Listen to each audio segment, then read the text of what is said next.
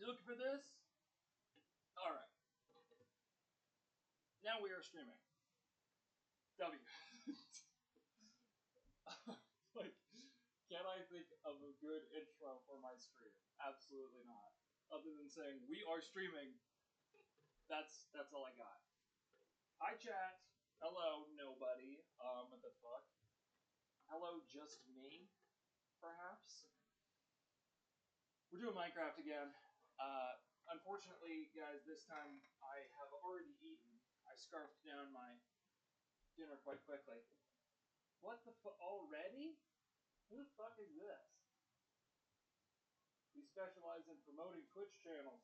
Check out our website. Remove the space. Removing the space. Yeah, I'm removing you from this chat. Bam. Alright, so sorry. So sorry. Yeah, alright.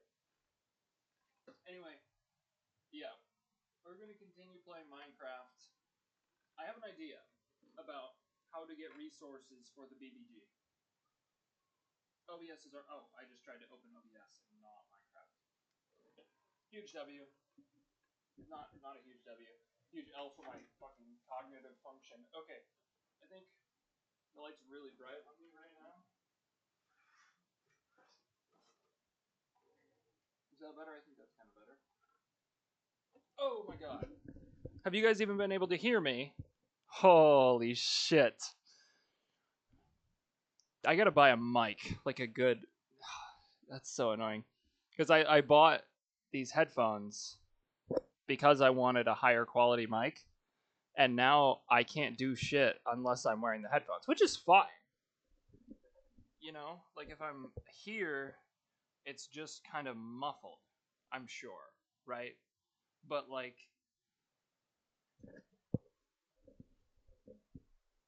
Like here is like perfect, I think. I haven't tested my audio in fucking forever, dude. I really just rely on the one and only other person who is here consistently to tell me when things are different. Oh, there's an update in Minecraft. W or something. I don't know. But anyway, yes, as I was saying, I already ate my dinner, so I think we're just going to go straight into Minecraft. Maybe we'll do reacts later on if I feel like it. That was really funny. I like... Parts of me watched that episode, that Jubilee episode, and was kind of like, have I seen this? Because it looked so familiar to me, but maybe I just saw the clips on TikTok? Because I did not watch that whole thing. I'm confident that I didn't. There's no way, right? But yeah, I don't know.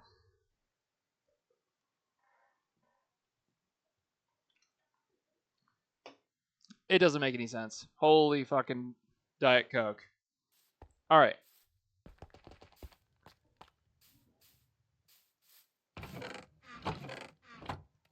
Anyway.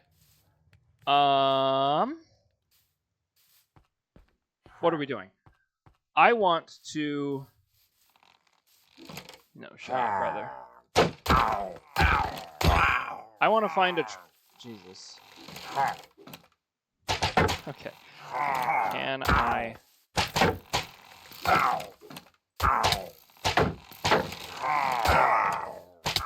Oh, damn, brother. Oh, I cannot leave y'all here.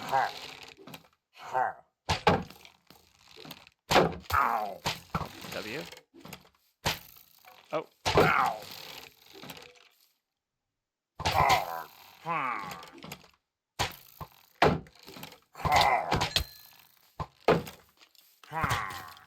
There is copper down here, chat.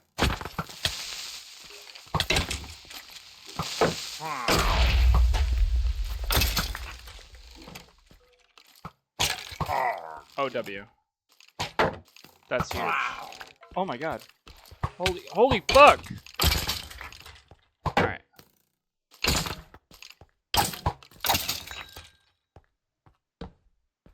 Alright, now I need his little potion bullshit. Cool.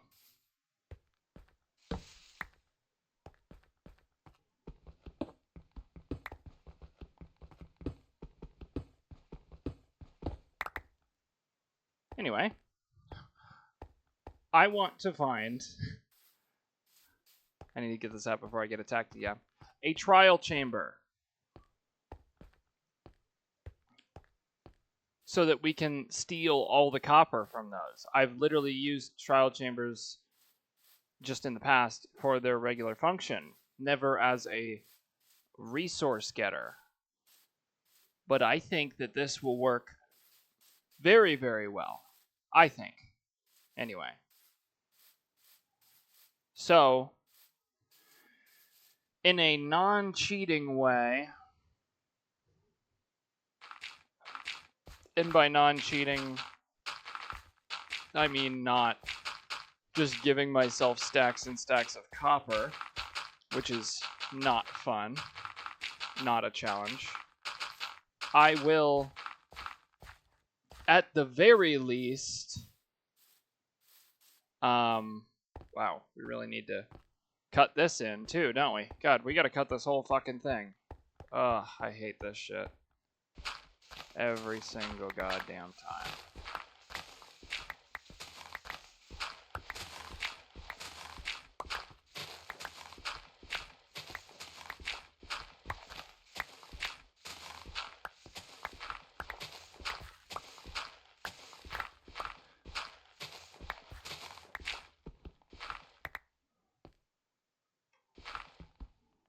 Okay.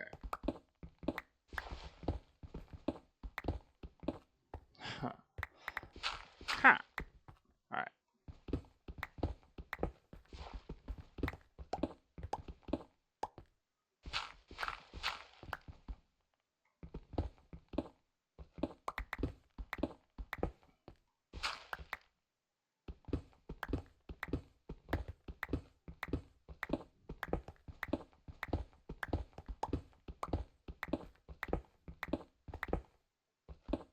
Is this gonna look completely stupid? Probably.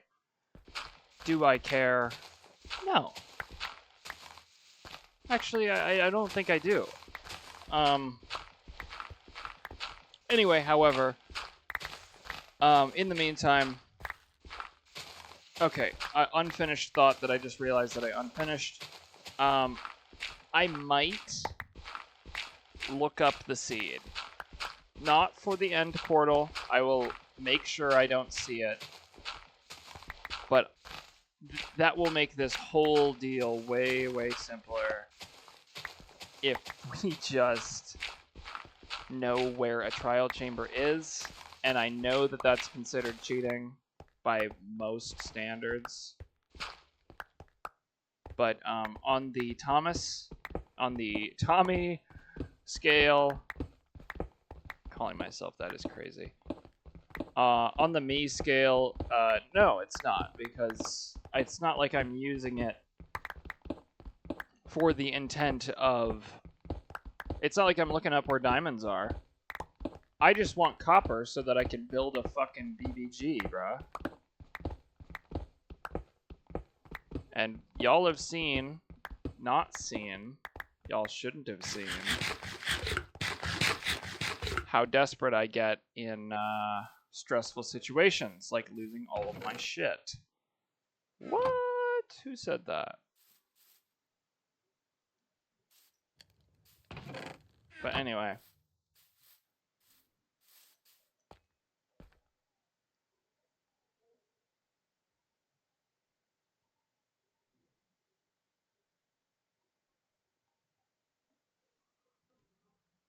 Holy, my phone is overheating. It was at 10% like 20 minutes ago. It's like 7 o'clock p.m. for me right now. And for your phone to be that low that quickly just means that I was on my phone too much. It's okay though. It's okay. Who cares? But anyway, okay, yeah. So I think for the sake of everybody in this that's watching this and anybody that wants to see the BBG done or even just be created, we need to steal from a trial chamber. Okay. I'm really not sorry about it. But it's got to happen. So, yeah. Sorry, not sorry. Okay, can we fucking...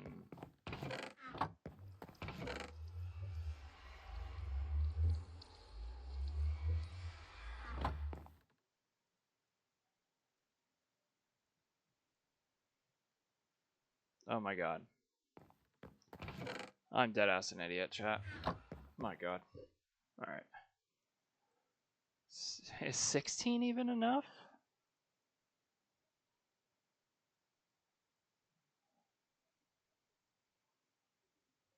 God damn. Okay. I just need a way to get rid of all this shit.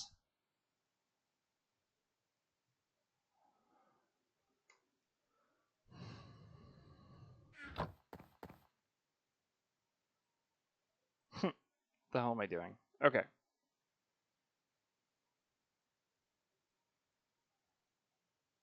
Alright. That's plenty of torches. These boots are about to break. Let's go to bed. And in the meantime, I might hit this number. Okay, somebody copy that.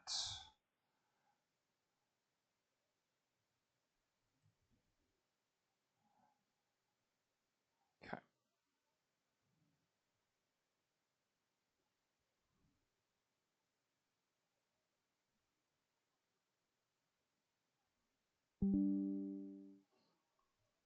Right, I'm sure.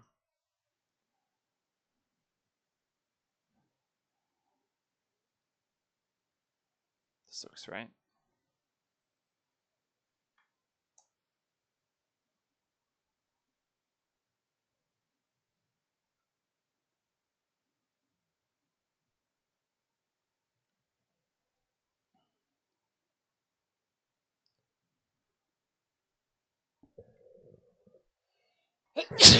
Holy. Thank you. What are my coordinates? Shite. Negative 200, 100, 500.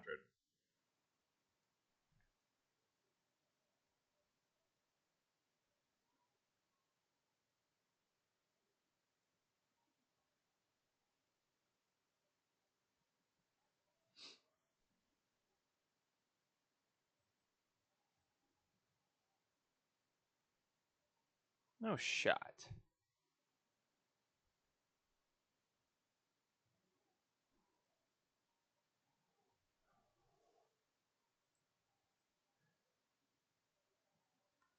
There's no shot, chat. It's so fucking close. What does it say? 212. 536.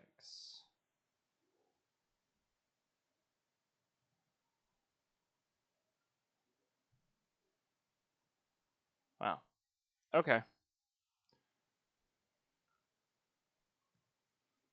Jeez, man, they got my freaking address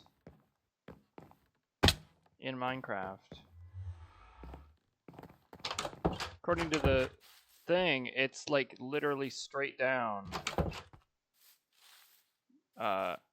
Just over there. Is my stream lagging? Holy fuck, why is it so far behind?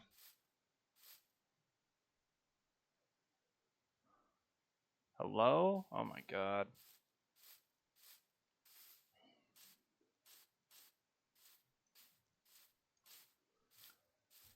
I hate the stream delay. I wish I wish y'all were just sitting fucking behind me, talking to me. And by y'all, I mean the chat. And by the chat, I mean just me. Yeah.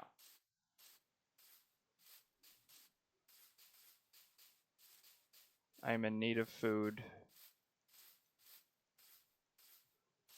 The reason I'm going over here is not because the trial chamber is around here, but only because there are piggies. W pigs! Oh my god.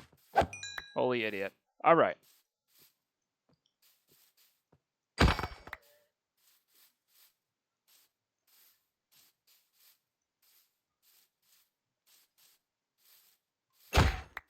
God. I think I talked about this a stream or two ago.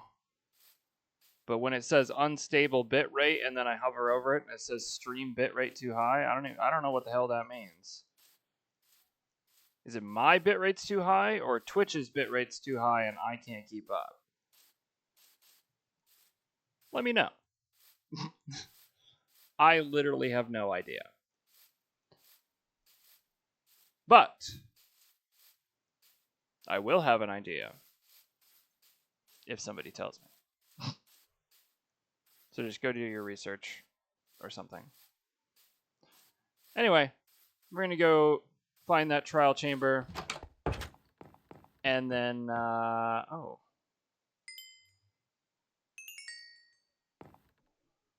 Holy stack of copper just sitting around. What the fuck?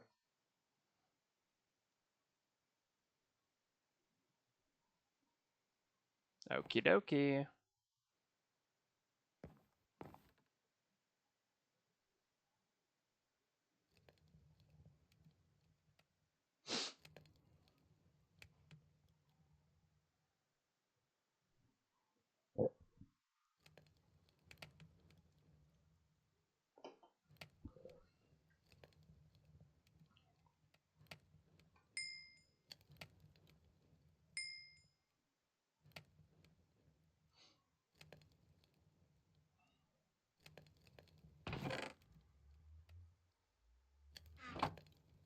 So don't need a stack of iron with me.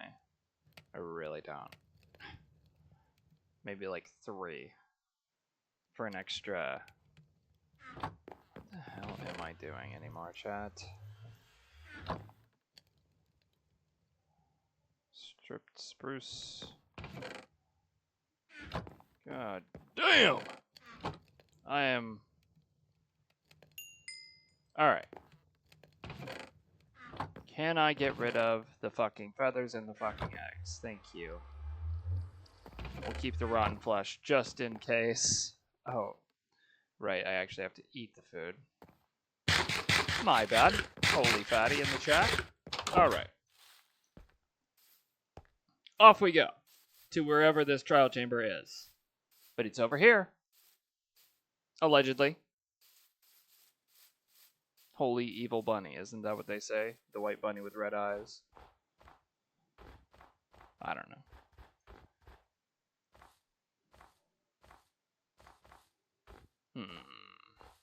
Anyway. Okay. And we'll just grab some copper as we go. I mean, shit.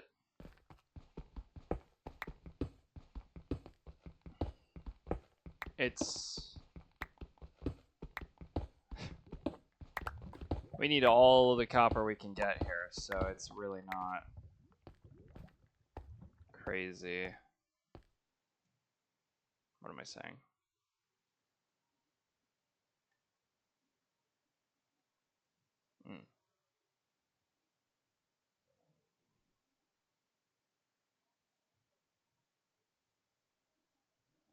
Okay.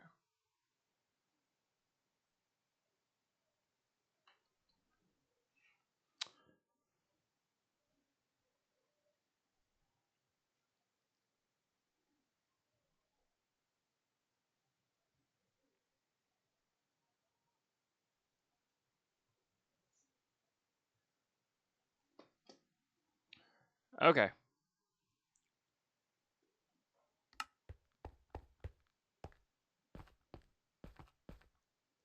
Wow. This is going to be quite the trip.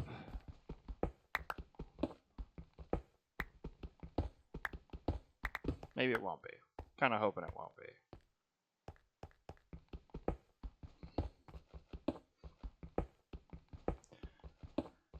I'm trying to think about when the best time to put on Forensic Files is. Just so y'all know, every single one of these is getting copyrighted. They shouldn't be copyright to the point of banning or even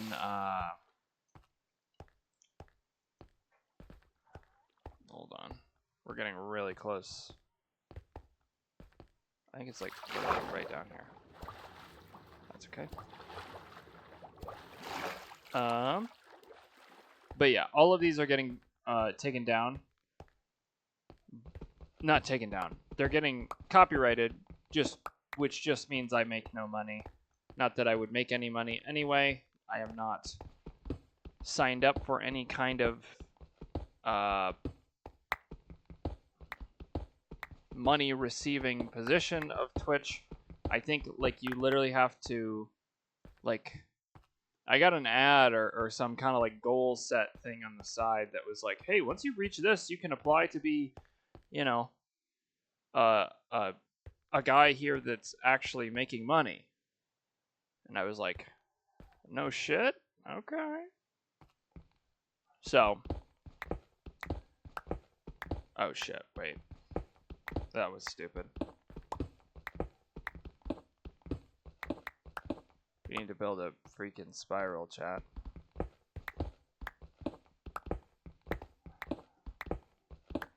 So we can get back up.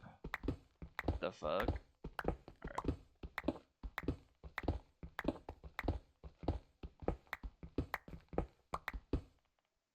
I have torches!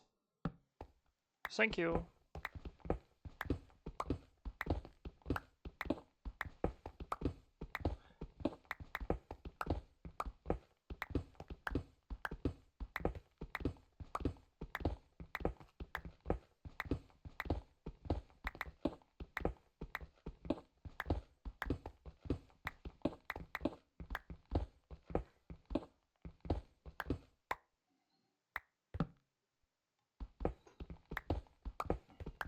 Alright. Really soon here we'll put on Forensic Files because I am beginning to stop thinking. Oh, shit. Awesome. Can't even see.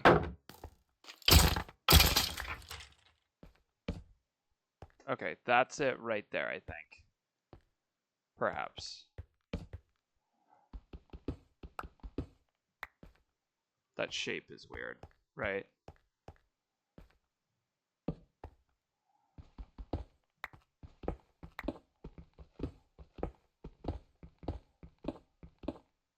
Really?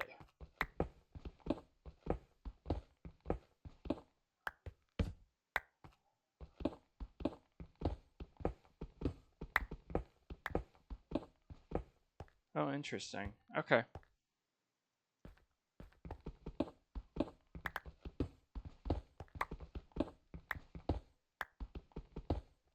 I thought for sure that was it because it, you know, whatever.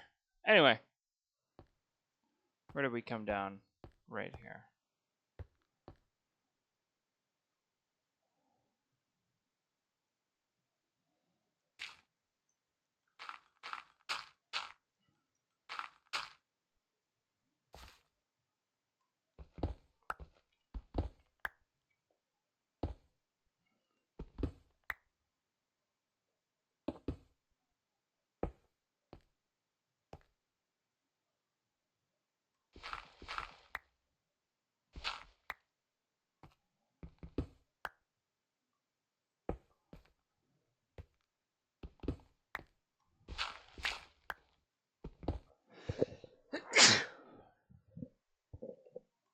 Thank you. If y'all don't know why I'm saying thank you, it's because you're rude. You best be blessed me. I swear. Alright. Forensic files soon, chat. Forensic files soon. I just need to find the wall to this shit.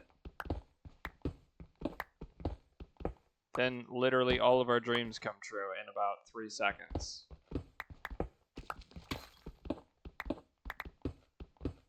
Here it is.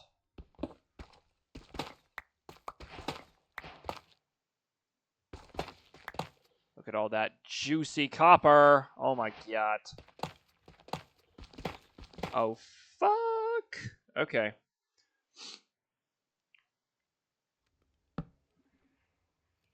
Alright, well. I gotta build up out of here. Okay, there's so much copper. There's so much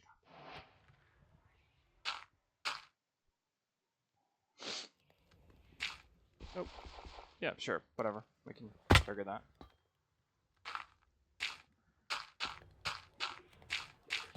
I forget how these things are even triggered. I need to blow my nose. I'll be right back.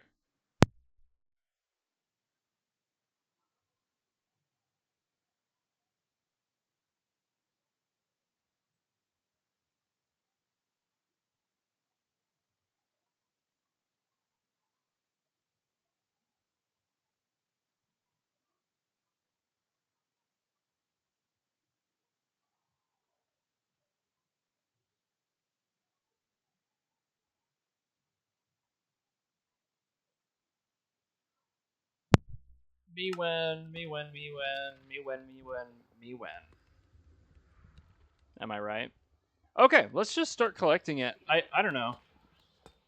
The chords are already marked, so let's just new recipe. Oh, they're all waxed. So some of these are gonna okay.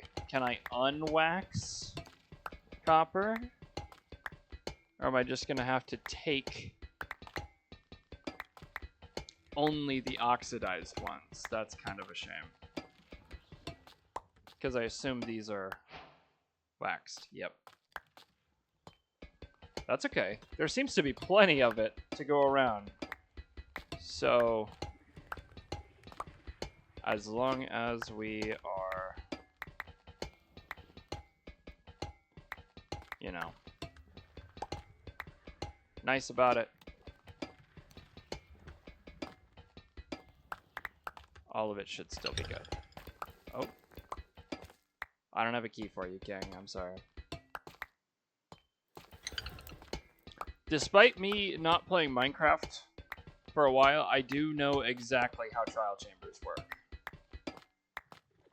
So there's that.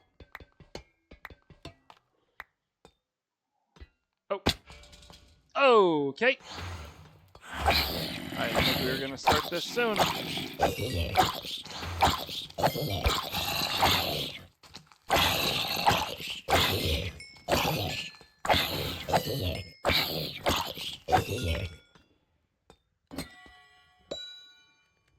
Chicken!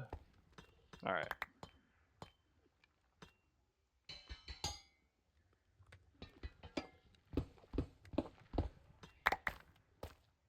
Right. Okay, so we're gonna have to... Actually, I want these. Oh wow.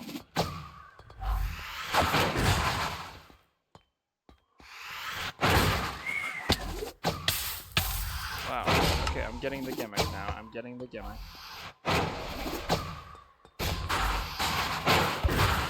Fred did that shit to himself. What?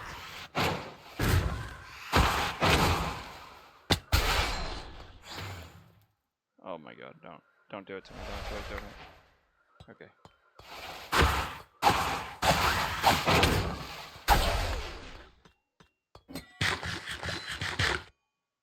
What is that? Swiftness. W. Oh. W water bucket. Oh.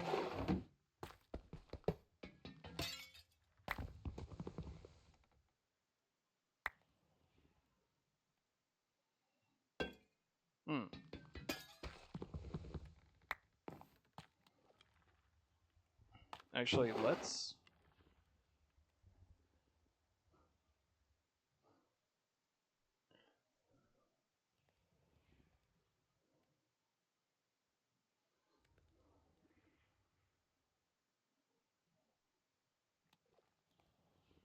Actually, let's keep the dirt just for placing blocks.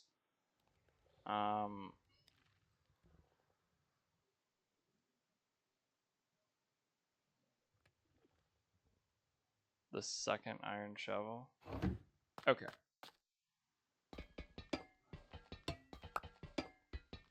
Let's do forensic files. Let's do something.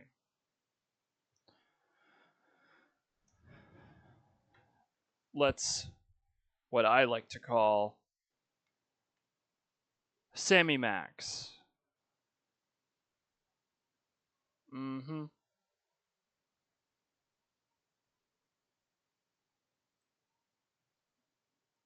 I think I've already seen this.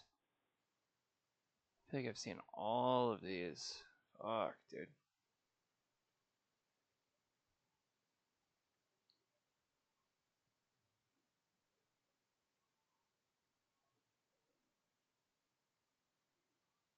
Elephant tracks. Let's see. From the evidence found at the scene of a double homicide, Who's Your Daddy is the police suspected name of there what it might have is. been two perpetrators until they noticed a clue. A small shard of glass on the bottom of one of the victim's shoes, which brought the whole crime into focus.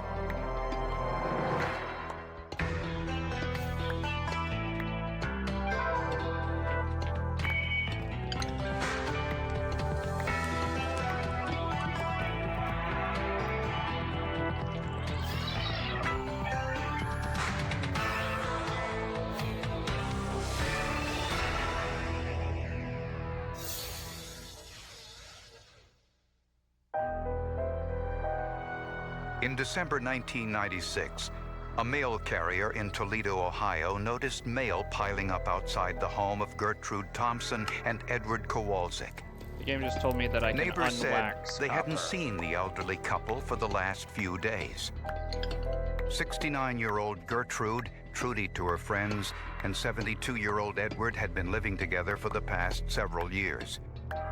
No one could see inside the house since the windows were covered with plastic, cardboard, and aluminum foil in an effort to preserve heat. Not knowing what else to do, neighbors called police.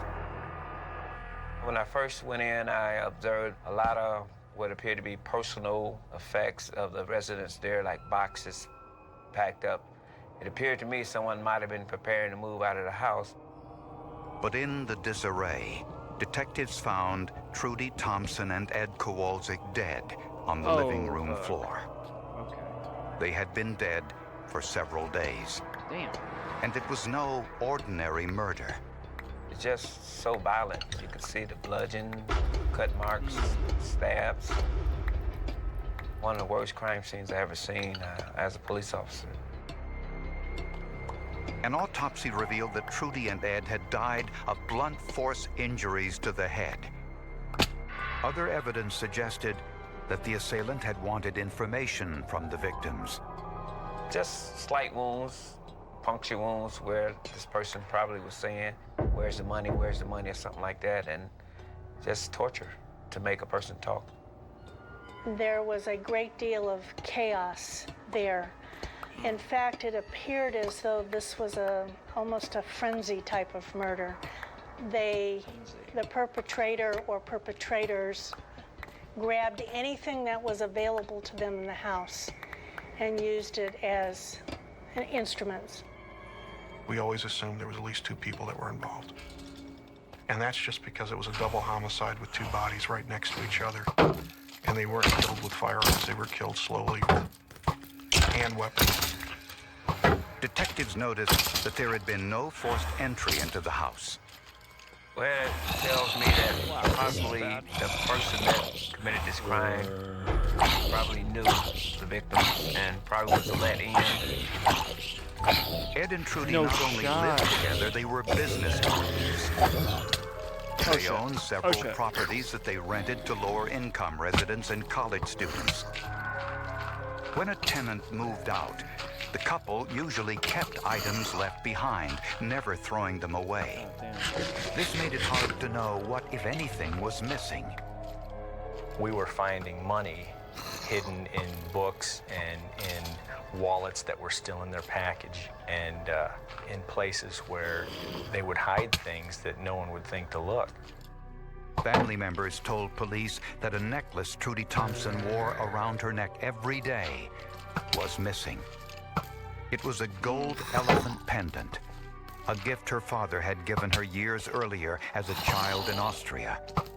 The pendant was supposed to bring good luck. The police knew pretty quickly how important that was. If you can track a piece of stolen property back through a chain of owners, you can learn, eventually, hopefully, who had taken it from Gertrude Thompson. So police put a photograph of the pendant on the front page of the local newspaper, the Toledo Blade. No one responded, and none of the second-hand jewelry dealers in town had seen it either. In gathering information about the couple, Ed's daughter, Denise Kowalczyk, said that Trudy was a tough businesswoman. I felt that Trudy could be bossy and domineering. I think she was probably argumentative with her tenants and my father. Family members suspected that the motive wasn't robbery, but it was some sort of business disagreement. A tenant that was really, really mad at them, mostly her.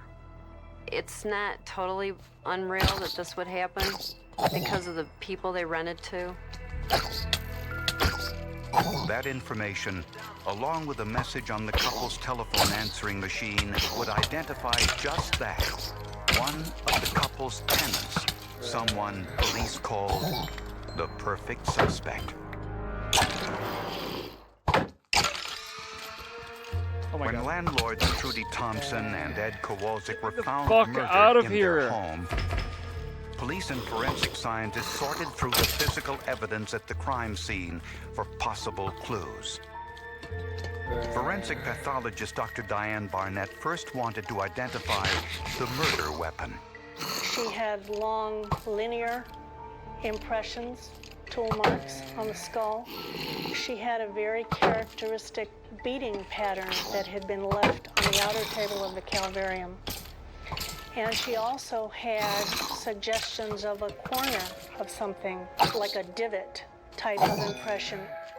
Dr. Barnett was able to match those wounds to a rectangular base length at the murder scene. How are there more? Forensic anthropologist Julie Saul matched another head wound to a brass lamp found near the bodies. Fuck's sake, dude. Looking at the lamp base with the beading near the edge and the tool marks on the bone, I could tell them that this was consistent with having made that mark, and it was very likely that it could have made that mark. None of these items, however, contained fingerprints. The coroner determined Trudy and Ed had fought off their attacker or attackers since they had defensive cut wounds on their hands that could have been made by a knife. And a tiny clue on the bottom of Ed Kowalczyk's shoes answered an important question. It was a tiny piece of glass embedded in the bottom of his galoshes. That glass came from a broken light bulb, leading investigators to believe that Ed entered the room sometime after the attack started. Most likely, he walked in from outside, since his coat was found at the front door. In a search for suspects, the first clue came from the couple's telephone answering machine. A lot of the tape was complaints from various tenants because Gertrude Thompson and Edward Kowalczyk were landlords. Were people calling in, leaving them messages. But only one tenant had called numerous times. His name was Ethan Walls. When questioned, Walls told police that he stopped by Ed and Trudy's home to make his rent payment, noticed the overflowing mailbox, knocked on the door, and when there was no answer, he said he left his rent check there and went home.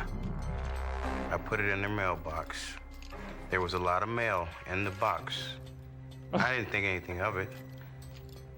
2-3 more days went by. I had left a note for them to contact me. No one ever got in touch with me. Walls then admitted he went back to Ed and Trudy's house, retrieved his rent money, and spent it. These two admissions placed Walls at the scene twice around the time the murders took place. And all of a sudden, Ethan's telling him this very bizarre story about dropping off a check and then coming back and picking it up.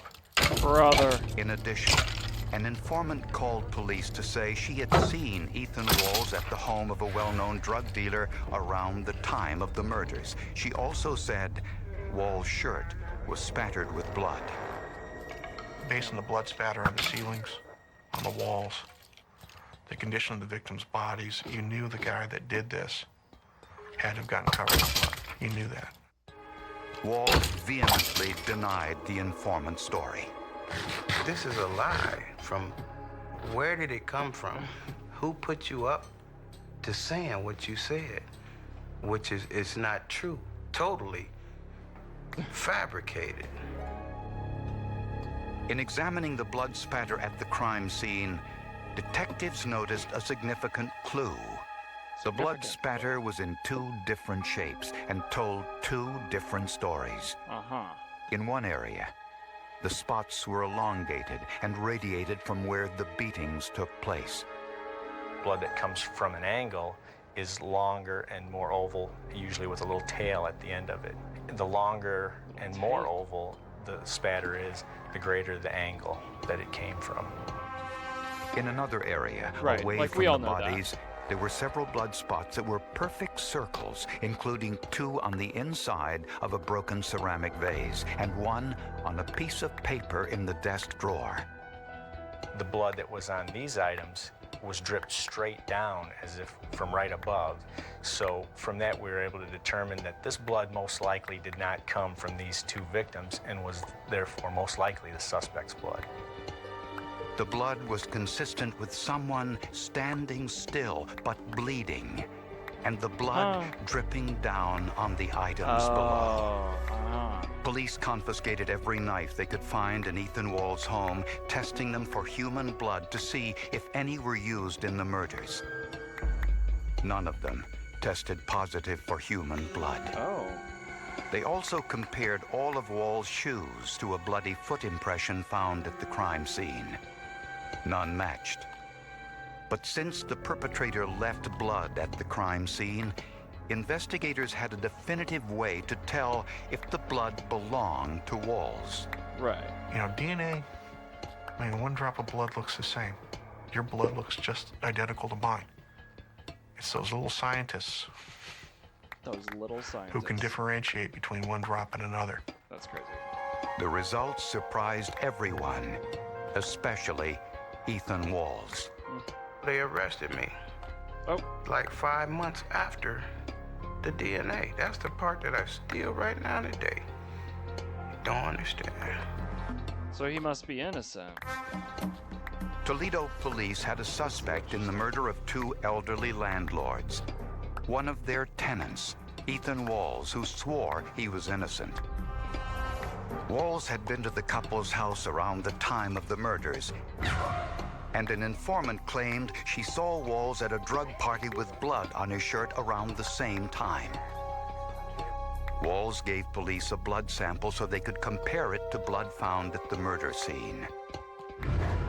Investigators believe the killer cut himself while swinging a crystal lamp to beat the victims. Brother. We surmised that that was probably how he held the lamp as he hit them with the heavy metal base of the lamp.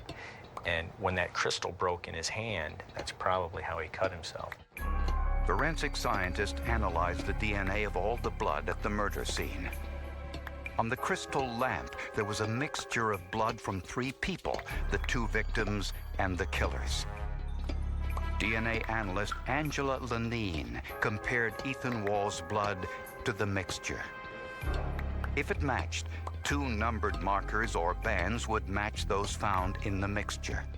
Ethan Walls' pattern was an 18 and a 28. The mixture also had an 18, Oh, brother. but it did not have a 28. No 28. So he can automatically be excluded as contributing to the mixture of that specimen.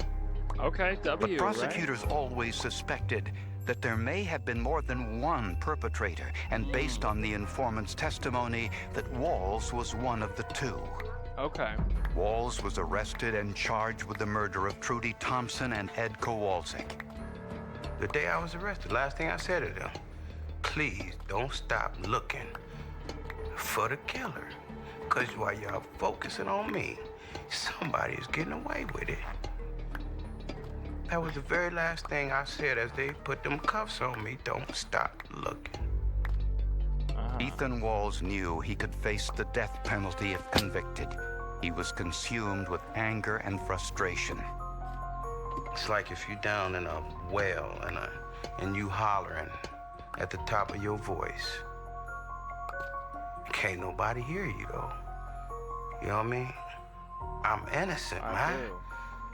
You can't nobody hear you, though. Actually, I got that. As prosecutors were preparing to try Ethan Walls, their star witness, the informant, made a startling confession to prosecutor Tim Braun. Uh-oh. She now said she had lied about What? Ethan Walls. Oh. We never were given a good explanation as to what her reasons were. Other than she's saying, I lied about the man, and this isn't right, and I'm not going to testify Why would against you lie in him. the first place? We can't necessarily control all the pressures that come onto a witness. And Unless she you're flipped. freaking And that's covering the only for way to someone describe else, it. She or flipped you're the completely murderer. 180 degrees the other way. What are we doing? Braun had no choice but to dismiss the charges against Ethan Walls. You know, the day you dismiss a death penalty case when you're a prosecutor, it's a bad, bad day. Because everything you've been working on for a long period of time has just blown up in your face. Right. I was confident that I would go home. That never, ever wavered in my mind. I knew I was going home. For the victims' confidence. families, it reopened the fear. That there was maybe someone Let's out try to there get that another full might stack. be really Or fill out sick and this stack evil, here. that they could do something to someone else. And for police, it was back to square one. It was very frustrating because we had two elderly people murdered brutally in our community. Oh, shit. Fuck. We felt we had some good evidence, We don't blood, have, and the missing pendant. If we could nail that down, we definitely would have a person that we could totally concentrate on. For the next 2 years, police made no further progress. All the detectives talk about the 72-hour rule. If a case isn't solved within 3 days, the chances of it getting solved go way, way down. And that's true. And this was not solved within 3 days. No, come on. But they kept going. I'm out. Fuck this. For 2 years after the murders of Trudy Thompson and Ed Kowalczyk, investigators pursued various leads in the case with no success. But in July of 1998, their luck changed. 1998. The daughter of pawn shop owner Annette Cheverini decided to help her mother clean up some of the old newspapers and magazines that had collected over the years. My mother is more than eccentric. She believes in not throwing anything away type of an attitude. She's a collector. But Annette wanted something to read that afternoon to pass the time. She reaches in the middle of the stack of newspapers and pulls a newspaper out. Sure enough, she opens it up and she starts to read this article that was there from the Toledo Police Department about a double homicide. It was the 2-year-old newspaper article about the murder of Trudy Thompson and Ed Kowalczyk. When she looked at the victims' photographs, she noticed something familiar: the gold elephant pendant around Trudy Thompson's neck. She calls me on the phone and starts screaming about, where's this elephant pendant? Where's it? I said, Mom, it's in the safe. Mrs. Cheverini had been unable to sell the pendant. It looked identical to the one Trudy Thompson was wearing in the newspaper photograph. That's 1 in a million, I would say, for her to keep a newspaper like that. Fortunately, Mrs. Cheverini kept all her old pawn tickets. The one for the pendant was dated December 3rd, 1996, around the time of the couple's murder, and it identified Gordy Candy as the seller. Oh, shit. Candy said he was only a messenger, that it was James Jordan who had asked him to pawn the necklace for him. Oh, is that right? Jordan had been working as a handyman for Trudy Thompson at the time of her murder. A background check indicated that Jordan was arrested just a few weeks after the murders for another robbery and was currently serving a 45-year prison sentence in Texas. Already? When questioned, Jordan denied he killed the elderly couple. Scientists swabbed the inside of his cheek for a sample of his DNA, which was then compared to the blood drops at the crime scene. We concluded that James Jordan was the person that left blood at the crime scene. No way. James Jordan was charged with killing Gertrude Thompson and Edward What a Kowalczyk. stupid idiot, bro. Prosecutors believe the motive was robbery, to steal money from the rent payments to use for drugs. They think Jordan first tortured and killed Trudy, cutting his hand with a broken lamp and leaving blood drops in the living room.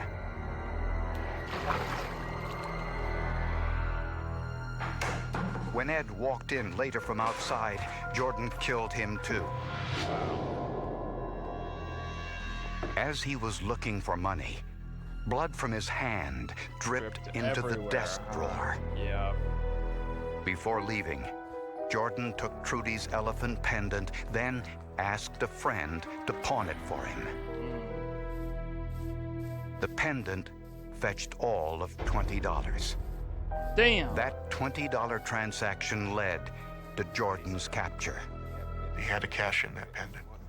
And but for that reckless act, we never would have linked him back. In court, Jordan That's crazy. represented himself and tried to explain why his blood was found in Trudy's desk. There's no He other reason, explained brother. the drops of blood inside her desk as being that's where she used to keep her Band-Aids.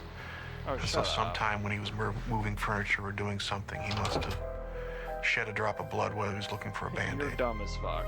But Jordan couldn't explain his blood drops inside the broken vase, and he said he had Trudy's elephant pendant because she gave it to him as payment for his handyman services. Oh, right. But the jury did not believe his story. I wouldn't buy that shit either. Guilty of aggravated murder. Makes no sense. James Jordan was convicted of 2 counts of aggravated murder and was sentenced to death. Damn. The case was solved thanks to the pawn shop owner who never threw anything away, and the forensic scientist's ability to recreate the crime based on the physical evidence. Good police work combined with luck and scientific evidence, a little bit of both, a little bit of everything. It all goes together. Yes, it sure does. W episode, actually. That was fire. All right. Solid story. Not a lot to talk about. I mean, there's enough to react about, but not a ton. No creepy guys this time. We're gonna watch Who's Your Daddy?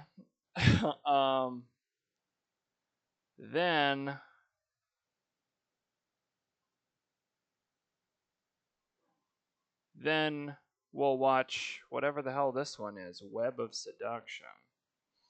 Interesting. In 1988, the body of a young woman was discovered in an Ohio river under ice. Most of the evidence found at the crime scene, hairs, fibers, and fingerprints, had been washed away. But the victim's 6-year-old son unwittingly told investigators all they needed to know about the killer. And he did it without saying a word. The clue was in his genes. No way.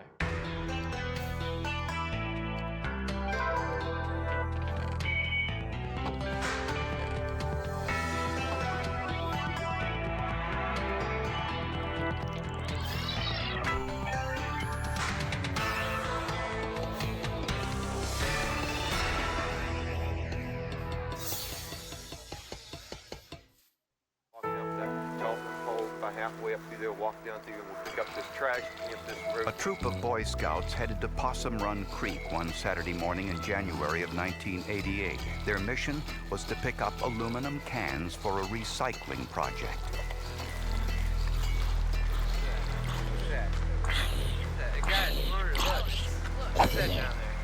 In the icy creek in rural Ohio, they spotted what appeared to be a mannequin.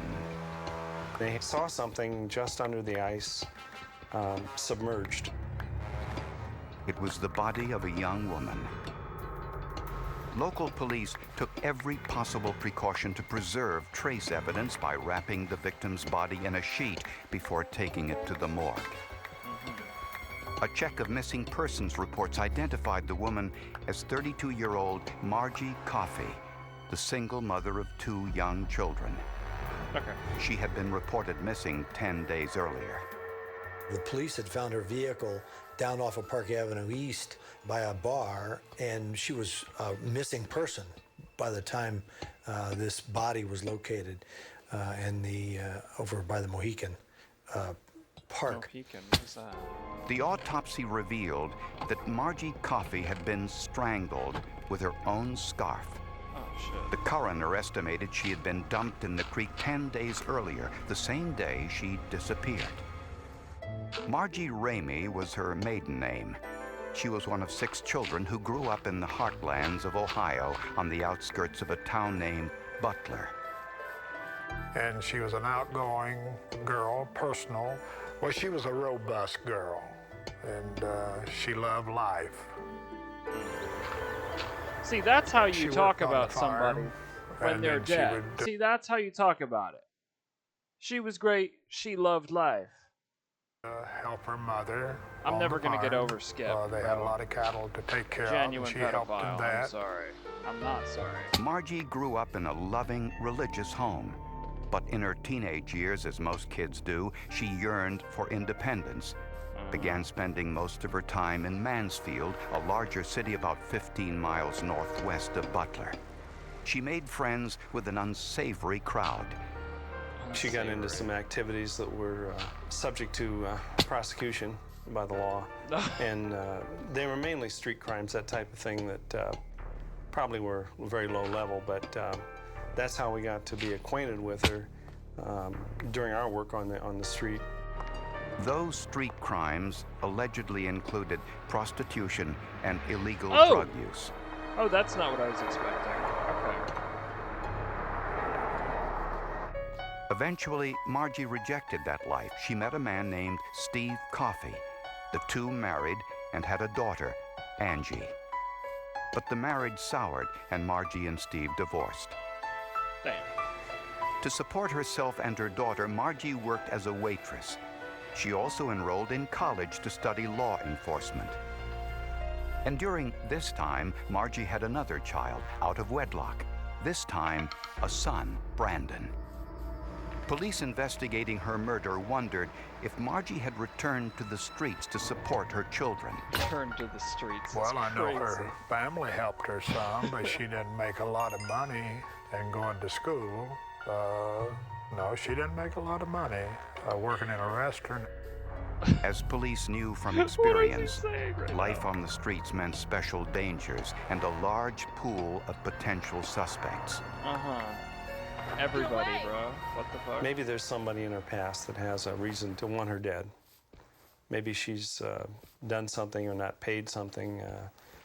Maybe some street person has come to this conclusion that they ought to kill her.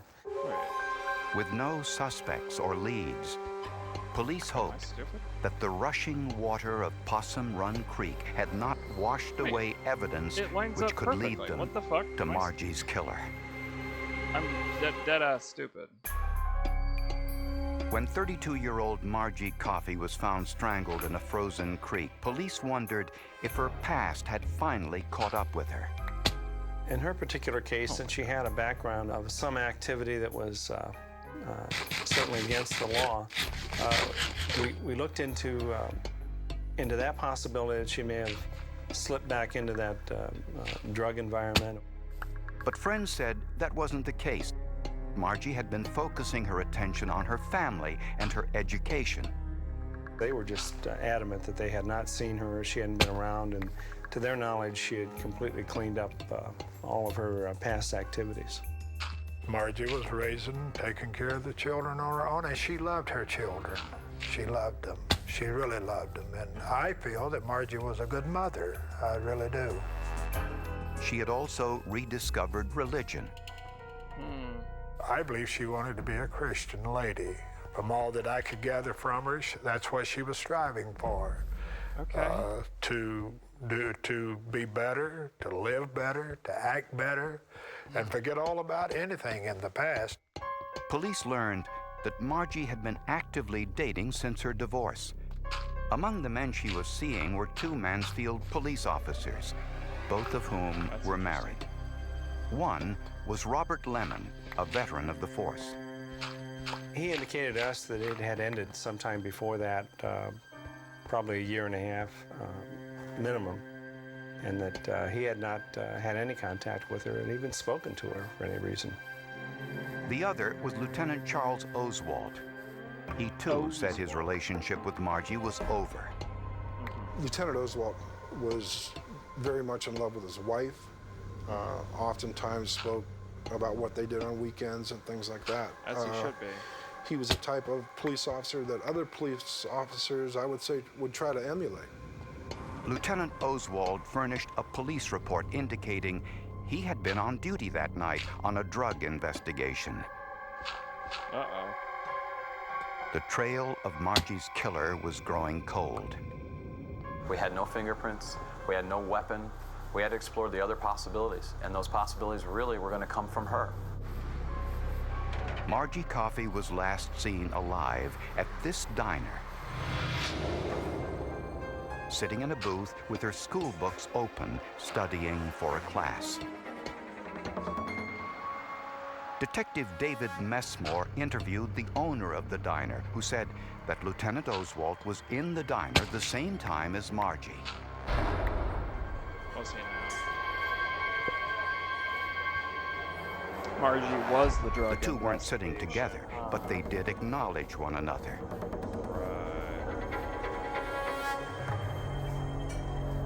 I'm not buying it, chat. I'm not buying it. It was a very distressing situation. Not only did I work with him, I knew he was a very good policeman, but I've been friends with him. And it was very upsetting to me to think that he might have been involved in a crime like that. When confronted with this information, Lieutenant Oswald refused to comment. Margie's parents laid their daughter to rest, an excruciating task few parents are prepared for. Margie's parents, Mr. and Mrs. Ramey, suffered from that day on. There was times that they would just break down and cry when they would see a picture of Margie, or when Mrs. Ramey would talk to me. Little did police realize that Margie's own son would provide a tantalizing clue, one that would lead them to the killer. Oh, I don't have one there. Okay. As the search for Margie Coffey's killer continued, a Mansfield police officer told homicide investigators about a suspicious incident that occurred the night Margie was killed. The officer said he saw Lieutenant Charles Oswald, who had been linked romantically to Margie, on foot, out of uniform, and behaving strangely near the police station. And he had a leather jacket on, which would be unusual at that time of the night due to the fact that he was working. This officer said, "What's going on? How you doing?" And he kind of ignored him. And he continued on walking into the police department through the back way. Oswald's behavior cast doubt on his claim that he was investigating a drug operation that night. For him to be nervous and excited in that period of time was kind of unusual.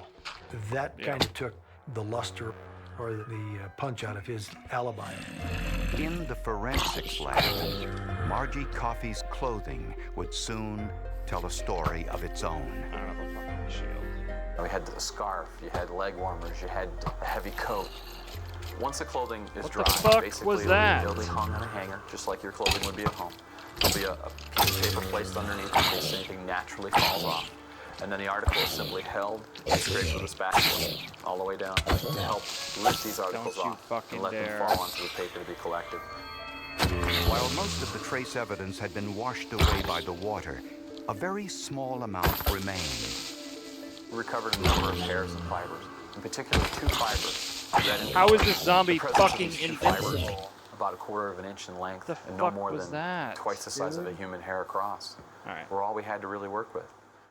While different fibers may look similar to the naked eye, under a microscope, they are very distinctive. The foreign fibers on Margie's coat and leg warmers were triangular in shape, or trilobal.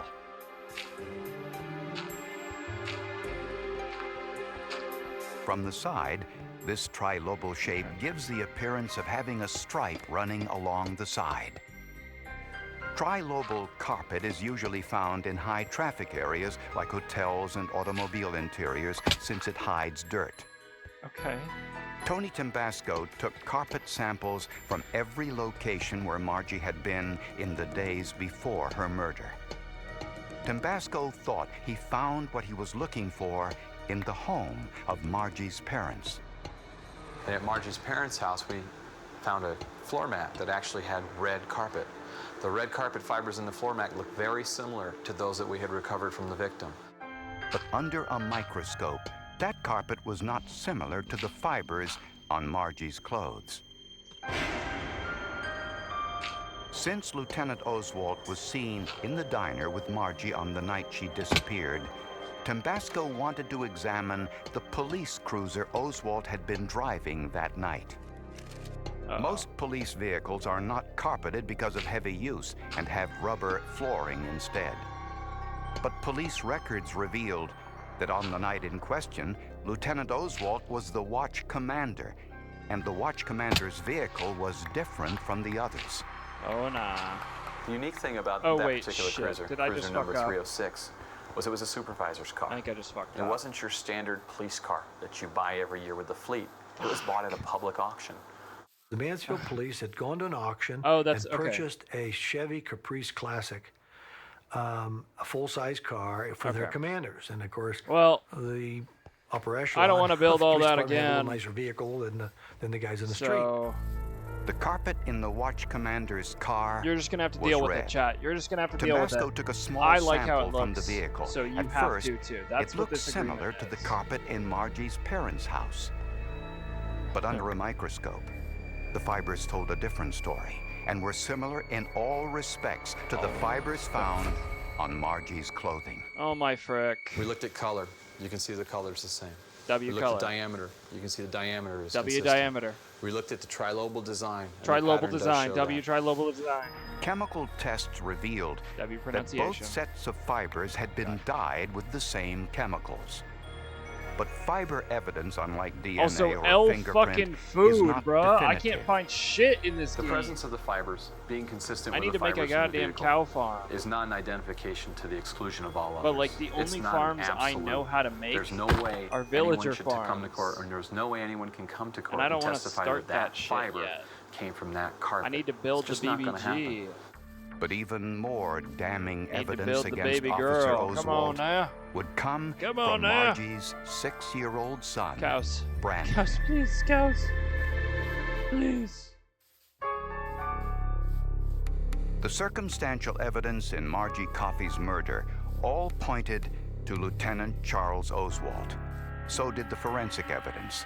The 2 red carpet fibers on Margie's clothing were microscopically similar to the carpet in Oswalt's automobile. But the question haunting police was Holy motive. chickens. If Oswalt murdered Margie Coffey, why did he do it? After Margie had given That's a birth good to her cue. second child, Brandon, she told social services that she couldn't identify the baby's father since the pregnancy was the result of a rape.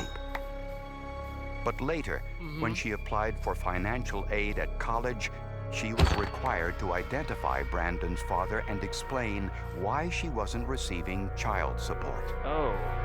Oh, When she became a interesting. Jehovah's Witness, and they began to counsel with her, they found these details out. They said, look, you can't lie. You're to tell the truth. And Look, she you named can't just Chuck Oswald yeah. as the father.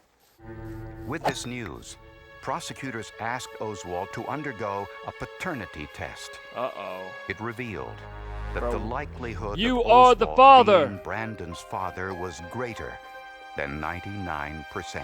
Ooh. Bro's cooked. Investigators also discovered So, okay, that wait, did she Oswald lie had about the... refused to pay for Never mind. child support when Margie asked, possibly because he didn't want his wife to find out about his infidelity. Yikes, dude. Lieutenant Oswald was married, had children. In fact, up until all of this broke, his wife didn't know anything about Margie Coffey, did not know that he had a child by another woman. And so I'm sure that her finding that out certainly was motive for what happened. Oswald allegedly offered Margie a few $1,000s from an insurance settlement, which Margie refused as insufficient.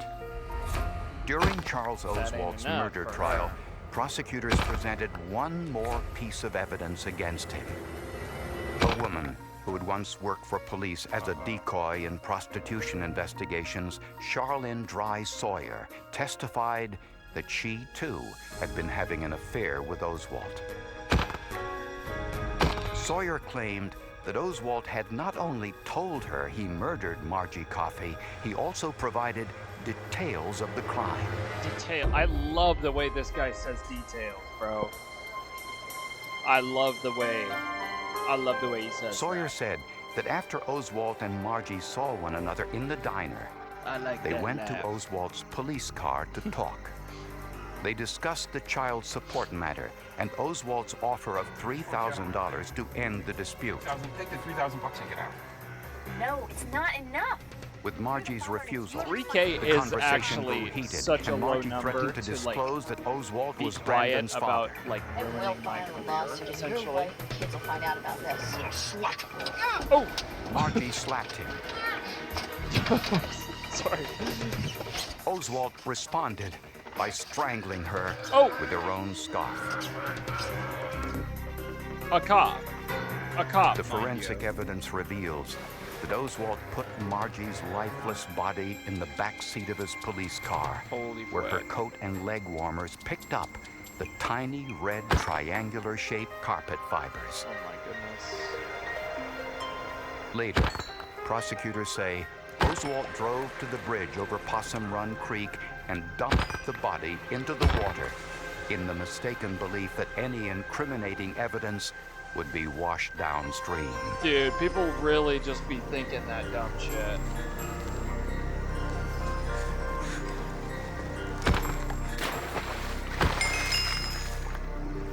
You know, when Cleaning it's, is basically yellow a and myth. it waddles in and it forensics. quacks, it's probably a duck. Nobody And that's the case is that we ever have going here. to clean that shit At his trial, fully unless they Lieutenant know Oswald took exactly the stand in how his to own make it go defense and away. denied killing Margie No- Coffey. No He repeated fucking his amateur is gonna come up with the right amount of, like, alcohol/detergent combination to make that shit happen as perfectly as it needs to be. You know what I mean? It's like, I bet Sammy knows. I bet Sammy knows. She in Minecraft or in GTA or whatever. Stupid. Sammy's not a murderer in Minecraft. However, I do think she'd know how to do it. I mean nothing by that, Sammy. I mean absolutely nothing by that. I've already told you I would never snitch. All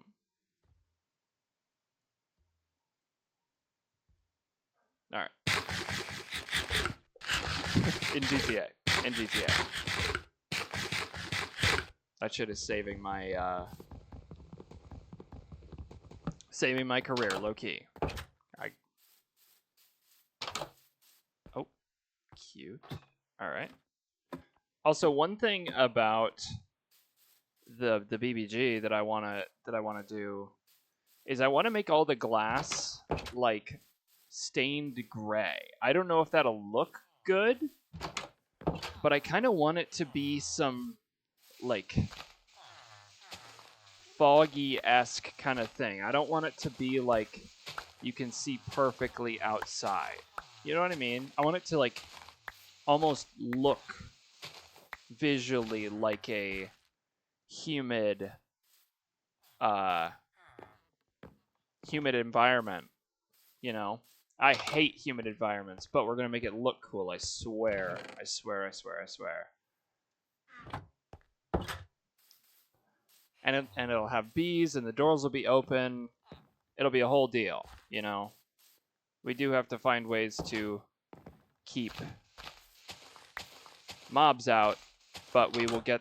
Oh, is it time to rest? Or you were just taking a nap, huh? Okay, my bad. That's on me, sir. That's really on me. Jesus. All right. W stream. Hello.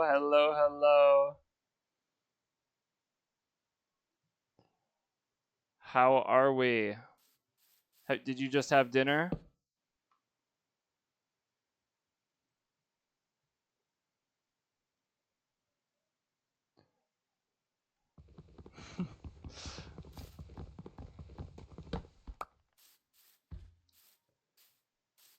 Oh. W mom call. And dinner. Respect. So, okay. I was literally just about to respond to your text. But, yeah, I'm just saying, you know. The day that you eventually end up coincidentally meeting my parents, if you say you do run but you hate running, hey, that's look. Yep, can't do that. Sorry. That's just as good. But if you need motivation to run,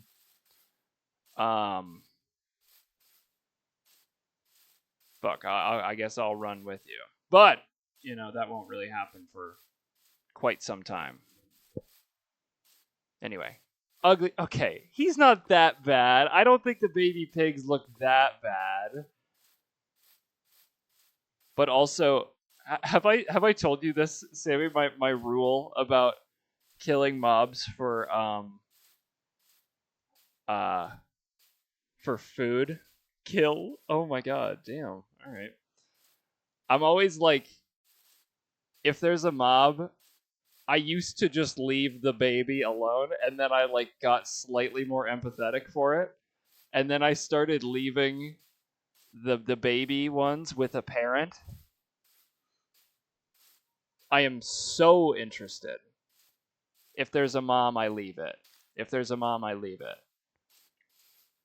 W moms in the chat. But yeah, what was I saying about Disney? Yeah, if you somehow meet when you coincidentally meet my parents, if you say that you run but you hate running, that is like my mom's trigger words to sign you up to go run, I fear. No, stop it.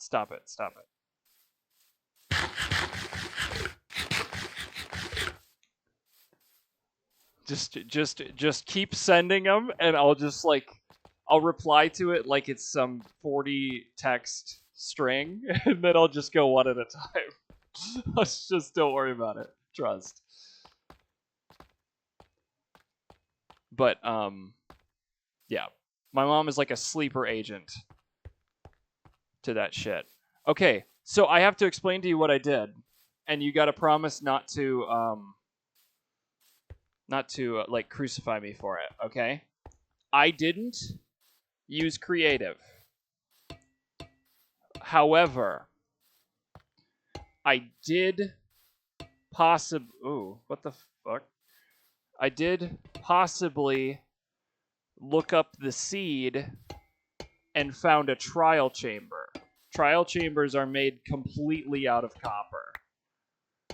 So I just found a trial chamber by looking up the seed. Only the trial chamber. I didn't look up anything else. I don't know where anything else on the map is to find the trial chamber, and then I just went in and stole all the copper. Nearly all the copper. So I don't see that as cheating, because it would have taken me hours and hours and hours to mine barely enough copper. So you can think that's cheating, but I think I'm just being efficient here. Like, I swear. Wait, why is it being weird like that? Okay. That is just efficient. Thank you. I'm glad we agree. I'm glad we agree.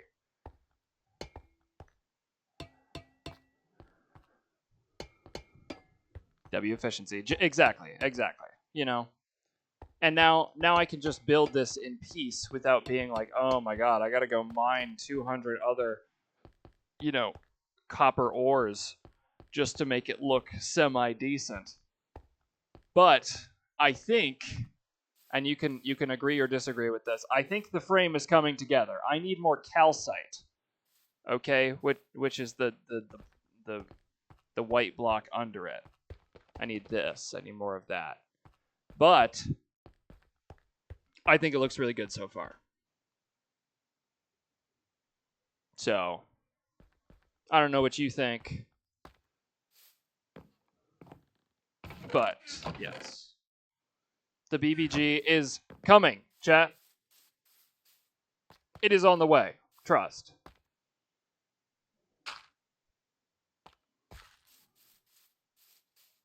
All right. But oh, okay. But anyway, yes. So oh, okay. So I'm just gonna storytell before we do forensic files or anything. So today is the first day that at work that I tried to wear AirPods. Wholly amazing experience. Sammy, I played Stardew Valley music the entire time, and it was so great. Like, it was so great. I can't even lie. I just, you know, I was just like, damn, this is so chill. It was so peak. It was so peak. I got to work in a strawberry patch like all day. So that was fun. Mostly just weeding, which is not fun. But weeding is easy when it's not super hot outside. When it is hot, that's when you start to want to kill yourself a little bit. However, I'm good. I was good. It wasn't too bad. It was partly cloudy today. So, most of the time it was solid. But anyway. Yeah. So I figured I had to let you know because I didn't know how to I would have kept spamming you with shit, which you have shown me time and time again that you don't mind that, so maybe I should have. but I was like, I gotta tell Sammy this eventually. You know.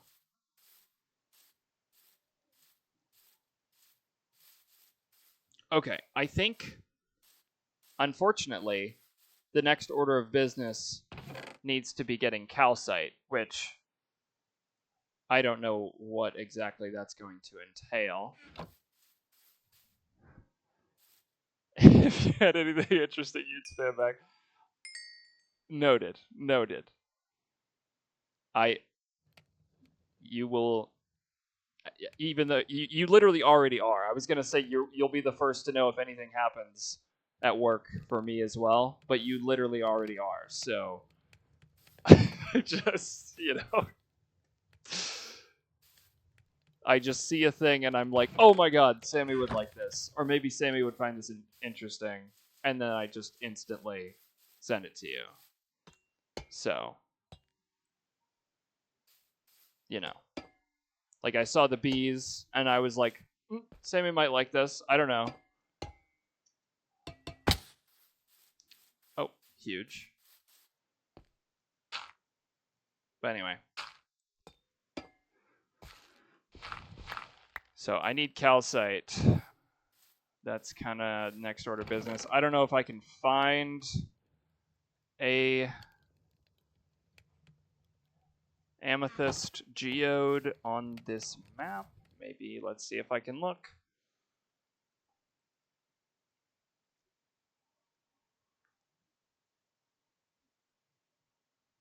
I can look for, oh, geode. Huge. Oh my god. W website chat. Jesus. That's crazy work. This is probably cheating. Should I stop? Who cares?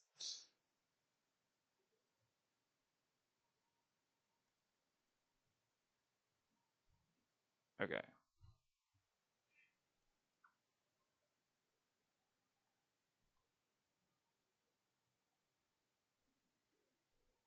Let me just write down the chords so I don't have to keep looking back and lagging the stream.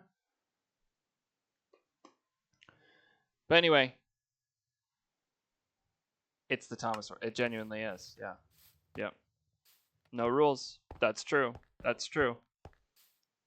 No rules until you say that that's too far, Giving myself full diamond or full netherite armor, with no actual work done, I think is too far. But everything that I've done up until this point was completely valid, and I will stand by that.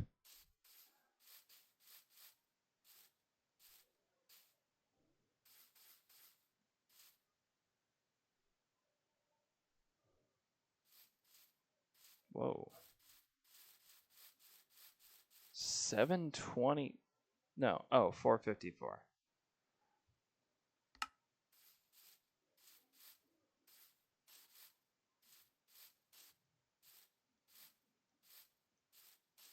Okay.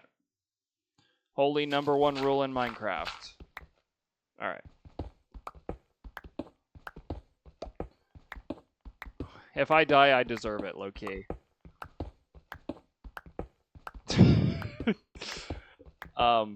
But yes, Sammy, I am more than open or more than interested for you to send me some bangers. I did have one going, so we can finish that one quick if you're open to that. It's basically wrapped up. There's like 3 minutes left. Claim that he had been working alone that night on a drug investigation and offered the typed police report to prove it. But prosecutors contended that the report was bogus, implying that Oswald himself had typed the phony report after the murder to give himself an alibi. The jury found if you don't already know the story, I can explain it to you. I'm just preaching to the choir. Anyway, this is about a cop who had relations with a hooker, essentially prostitute, and then the prostitute got pregnant, and then she found God and went back to college, wanted child support. The policeman got outed and tried to pay her $3,000 for her silence. I thought that was a drastically low number, and that's what they kept saying too. And of voluntary manslaughter and so, abusing a corpse. And then he killed her when she was sentenced to 10 to 25 years in prison. You already know this. But, To this day, Oswald insists he did not kill Margie Coffey. Really? He may deny it, and he may go to the grave denying it. I think he is guilty. Now, if I'm wrong, God forgive me. Well, for residents of Mansfield, the ultimate betrayal is a policeman who commits murder. Yeah, that's crazy. I mean, it's bad enough to murder someone, but then when you're supposed to be protecting people, and then using the office of authority to kill someone, then that's the lowest murder that I can think of. Yeah, that's crazy. He will never, ever, ever huge. admit that crime. I don't care if they keep him in jail till he dies. He Wow. will go to, Holy he will drop. go to his grave with that in his mind. He will never, ever. And I really believe that. Prosecutors say that it was solid police work and some luck that helped seal the case. The presence of these red fibers in that carpet was simply a shot in the dark. Bro got cooked by his Police car in our carpet. own Sammy, do you remember this? Backyard, a police car in our fleet. Dude. The uniqueness of that police car being bought at auction, the chance of that, 1 in a million. And without the forensic evidence, Lieutenant Oswald might not have been brought to justice. I'd say this was one of the key pieces of evidence, and it would have been more difficult for a jury to have convicted him, if not impossible. W episode. Slippery motives. Okay.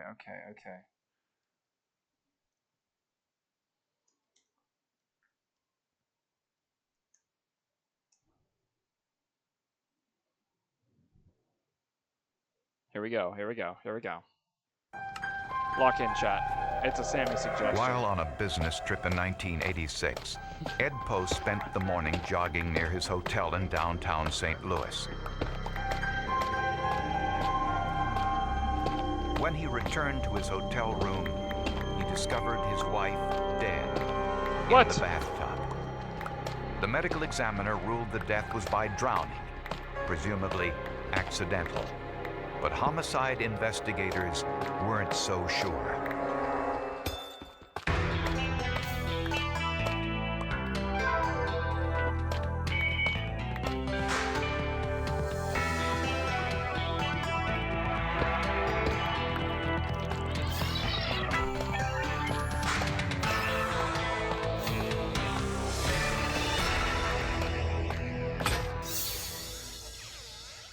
Cover your hands. Reduce the risk. Oh my God. Find solutions here and get products now. I have no wood. Clickgranger.com or just stop by. Oh my God, I Do you ever think that your life as a parent feels like a juggling act?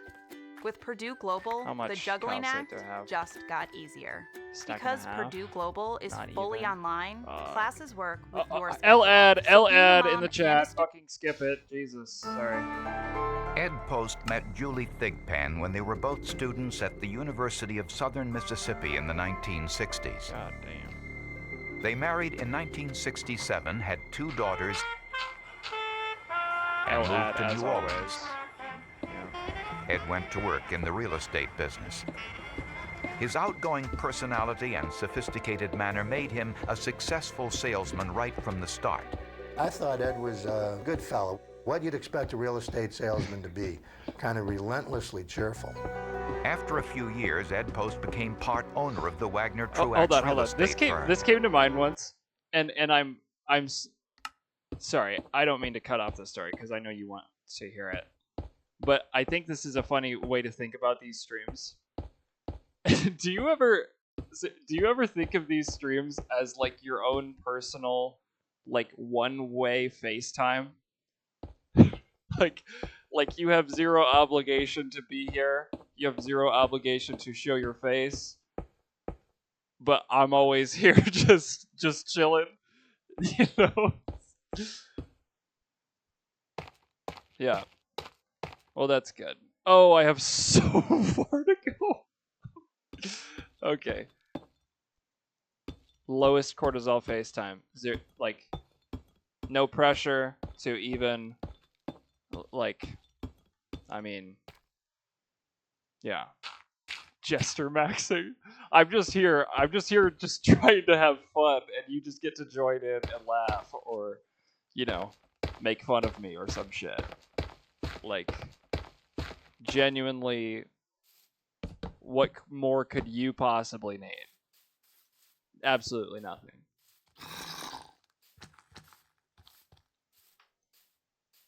Anyway, that came to mind once, that I was just like, okay, Sammy's personal FaceTime coming up in about an hour here.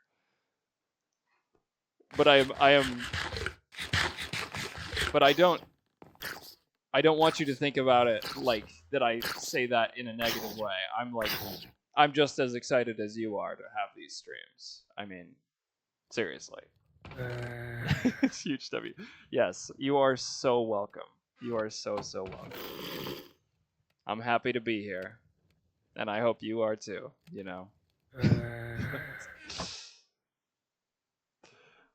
I think it's just one of the strangest hobbies that I ever could have come up with, and it actually be a lot of fun and like super chill.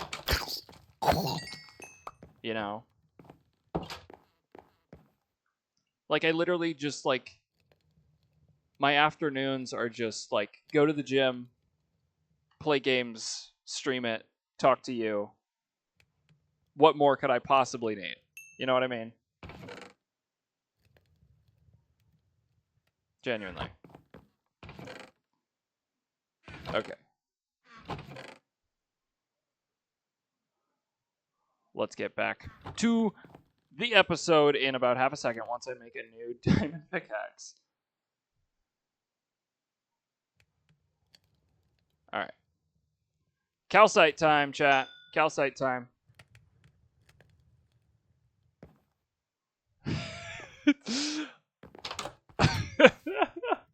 Well, that's not how I would explain it. Yeah, so I play by... let me read it out. So, Thomas, how have you been spending your summer?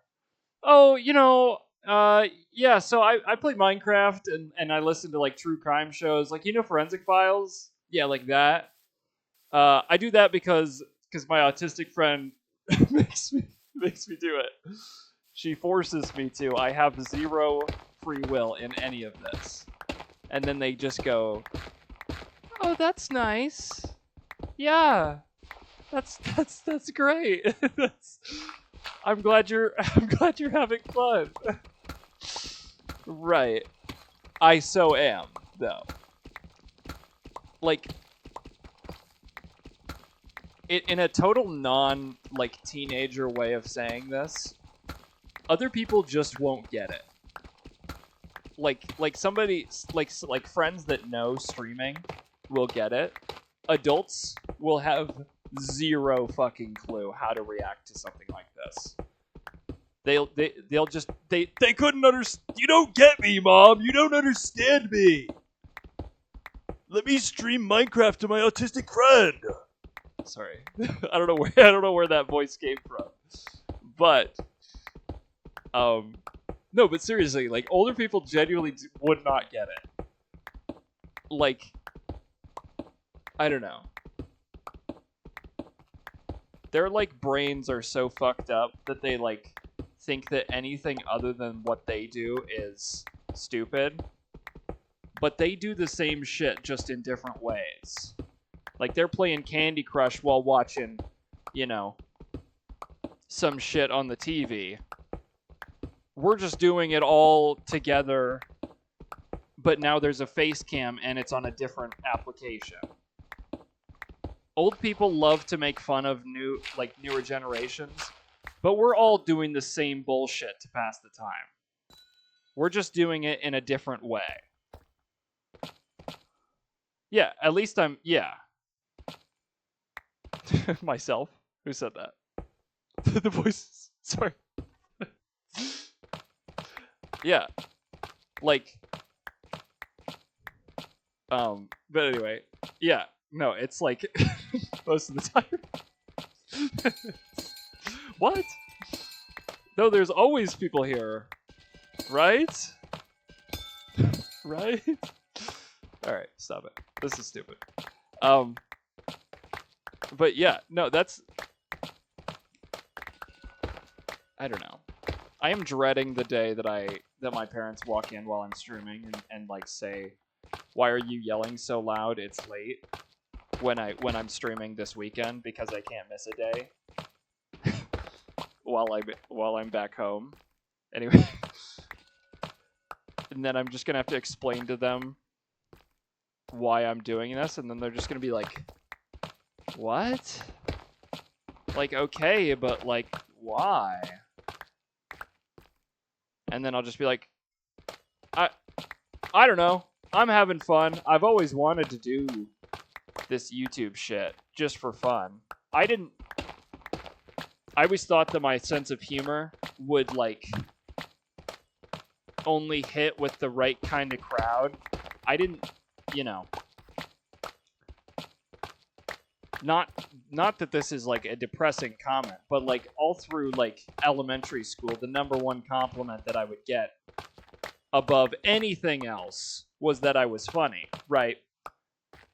Which is, you know, what people say when they have nothing else that they can think of. Anyway,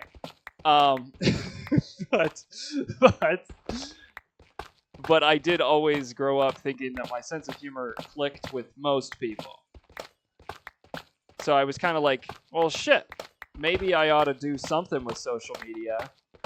But I also just hate posting myself.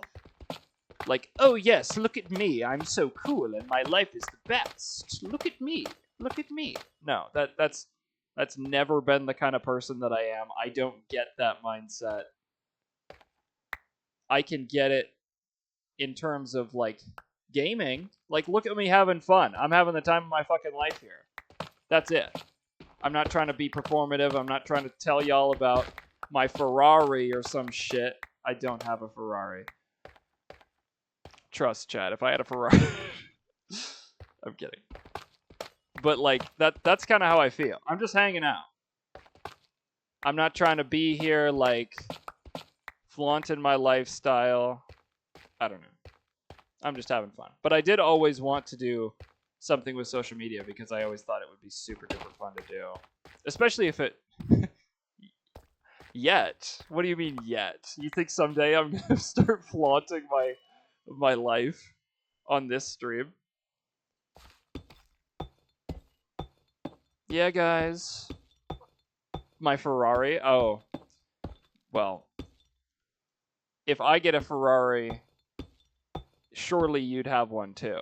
So then we could just be Ferrari buddies, you know?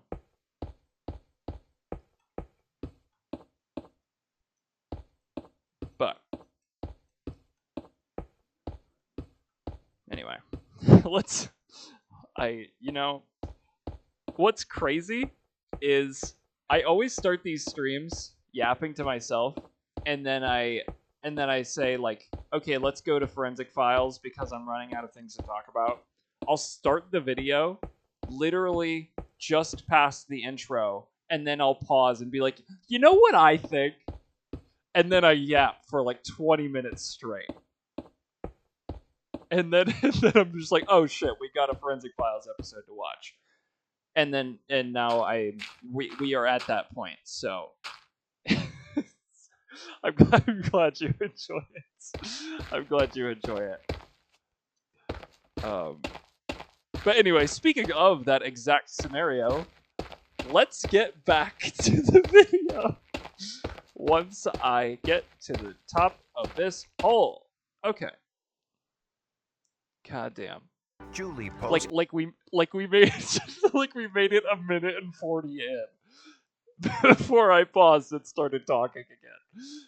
All right. Post became from the start. I thought Ed was a good fellow. What you'd expect a real estate salesman to be. Okay. Kind of relentlessly cheerful. That's great. After a few years, Ed Post became part owner of the Wagner Truax real estate firm. Julie Post also joined the company and was very successful, selling over $1 million of real estate every year from 1982 on.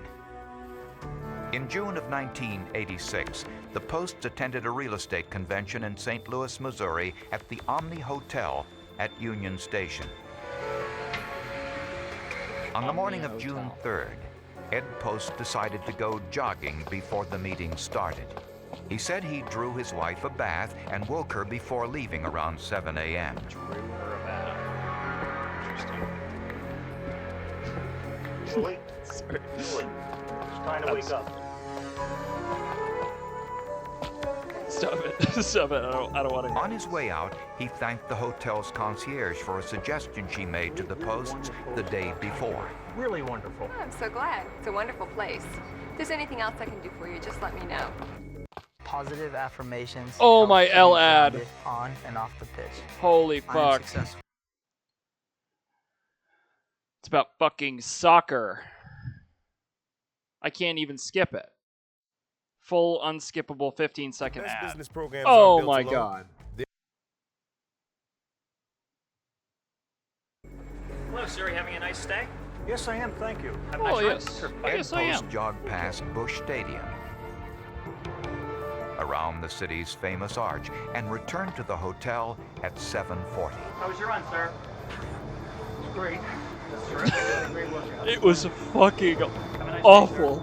I can't breathe.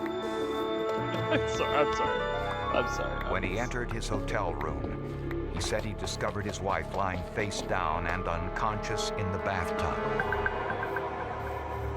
That was insensitive. That's my bad.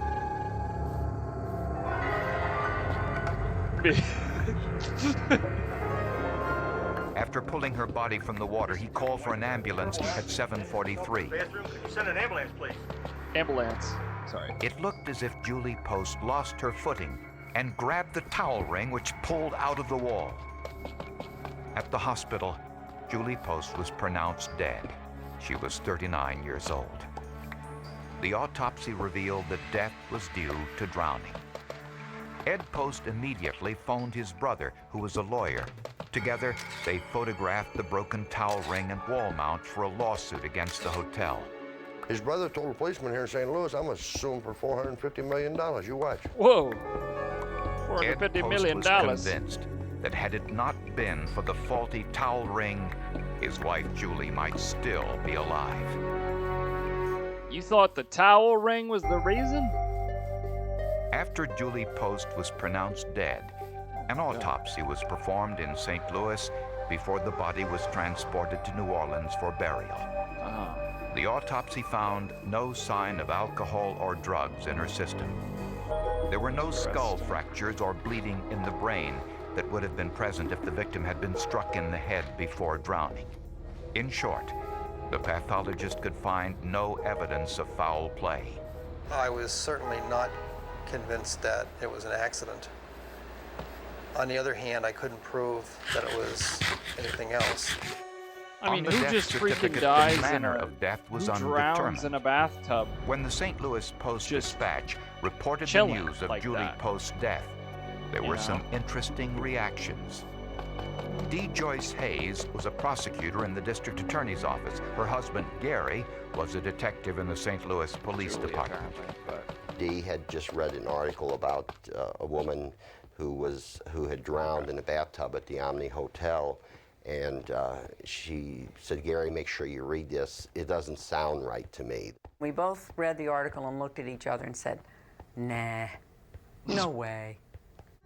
The hotel management found it hard to believe that a 120-pound woman like Julie Post could have pulled the towel ring from the wall, since the ring had been designed to withstand more than twice that weight. We went to the two adjoining rooms, and I probably weighed close to 220 pounds at the time. With all my weight hung on to both towel rings in both rooms. Took a and deep neither one breath of them before gained. talking after exposing Nothing. his own weight. Ed Post told police that he and his wife had a very good relationship. But a background check of the Post's finances revealed an interesting coincidence. We went to the insurance company, and lo and behold, I don't know, 27, 29 days prior to Julie Post's death, Ed had increased her insurance like $400,000 or $500,000. Now this is a woman who's making in the low to mid $20,000 a year range in salary, and he's got this $700,000 life insurance policy on his wife. Sorry. That's when I begin to believe maybe I'm we literally have not even the something type of person to laugh Police at those also jokes. discovered I am, but I'm not. But that was like literally the most blatant shit I've ever seen in my life. Give me 2 more seconds.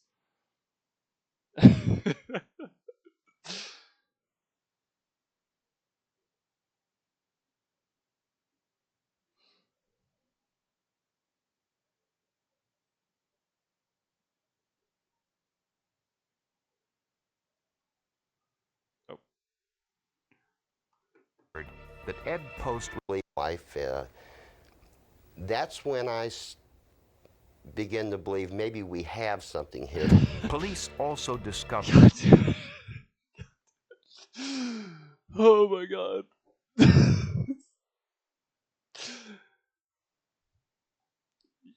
You know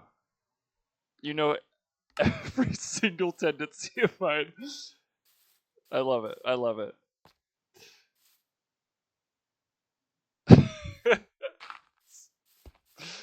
That's so fucking funny.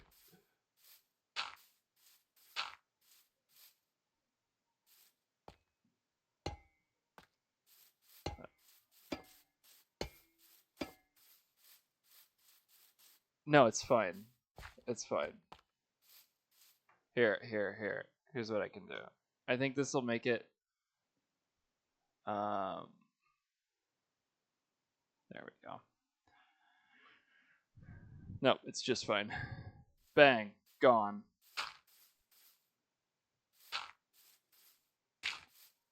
No, don't do that to yourself. Stop it. Stop it. Stop it. This isn't one of those things that needs to. You did not need to do any of that. I'm not letting you dox me or yourself. Come on.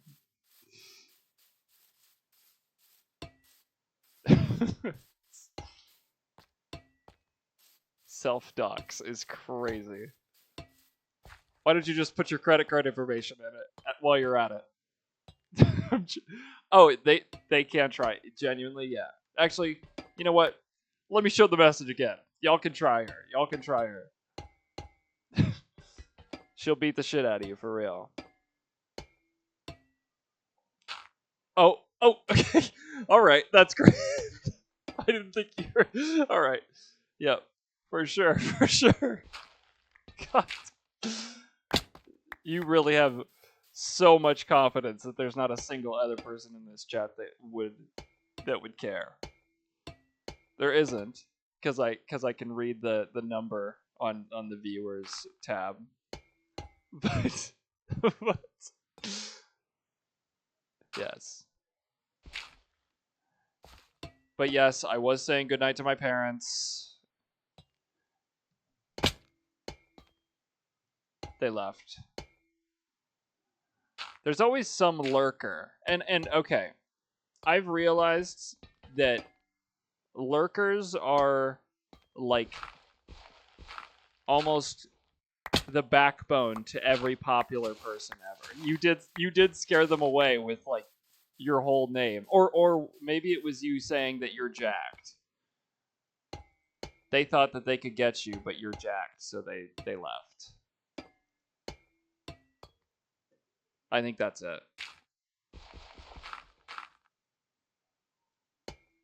It'd scare me away for real.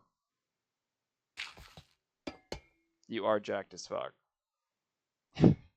Your huge bicep. Yes, I think so.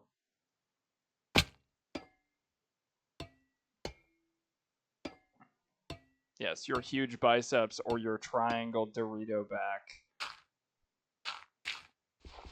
It'd just be scaring them all off.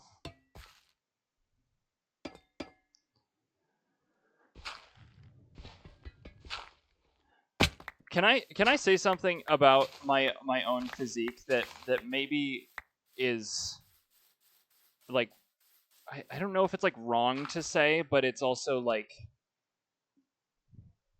Is that a triangle? I can't.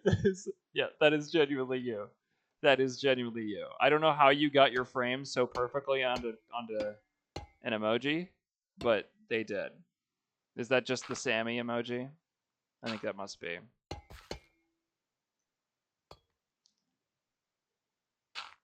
But one thing about my own physique that I'm kind of like looking at now is, strangely, I'm quite happy with how I look. Like, biceps, back-wise, okay, and by how they look, I mean like size-wise, because and this is such a stupid gym thing. I even diss on people that say this, but like, I'm kind of right where I want to be in terms of like size. I just want, at this point in time, I just want more defined abs, and that's about it. You know? I don't know if that's like crazy to say. I don't want to look super huge. I want to like be able to wear a t-shirt and people can look at me and be like, yeah, he probably works out. But I don't want to, and this is again the stupid, you know, when people say I don't want to get too jacked. But it's like, I don't want to be some beefcake, because I always be making fun of beefcakes.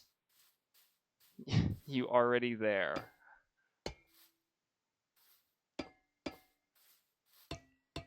I mean, you know.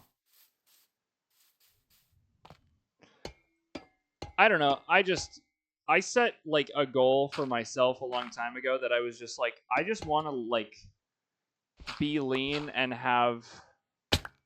Is it? Shit. Damn it! I'm kidding. Cortisol spike. But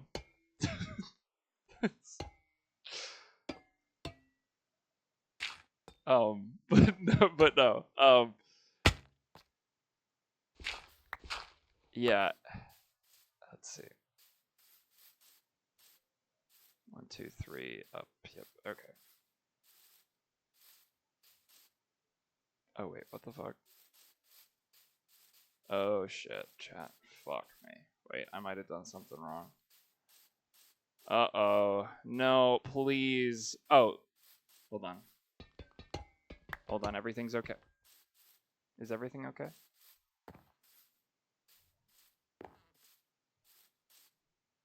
The counting gods. I feel like you will be too. You know? I am excited for you. Yeah, and that's, you know, that's kind of how I like started. And in all honesty, I think it's a great way, or great like mindset to start, because if you start off hating how your body looks, then that's when the battle of like your own mind gets in, and you're just like, God, I'm fat, or God, I'm too skinny, or, you know, God, I don't look perfect enough. If you start off with a negative mindset, you're just already, you should already just prepare yourself for failure, because you're just going to be unhappy the entire fucking time. You already did the hate part? I guess. Yes, but then progress. Exactly. Yeah. I came out of hockey with mid arms and a fat ass, and that's about it. And decent like thighs, right? But literally nothing else about me. I was like, yeah, that looks okay. You know. Like, Sammy, I'm not even joking. I told you about how I used to get like made fun of for that. Or like I used to get like name called for that. Yes. Yes. Yeah. Suffering from success, I fear. Stop. 1, 2, 3, 4, 5, 6, 7, 8, 9. Okay. Truly. That's why I can't do glute exercises with you, because I don't want my ass to get too fat again. Can't have that, I fear. We cannot have that. Right. I'm glad you understand now. God damn it.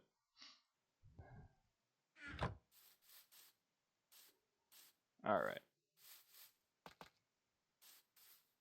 Anyway, should we get back to the Forensic Files episode? 6 minutes, 51 seconds. That Ed Post was enamored with a married woman who worked in his office. Her name was Kim Otan. On the day of Julie Post's funeral, Ed made an unusual request to Kim Otan. Yo. This has got to stop.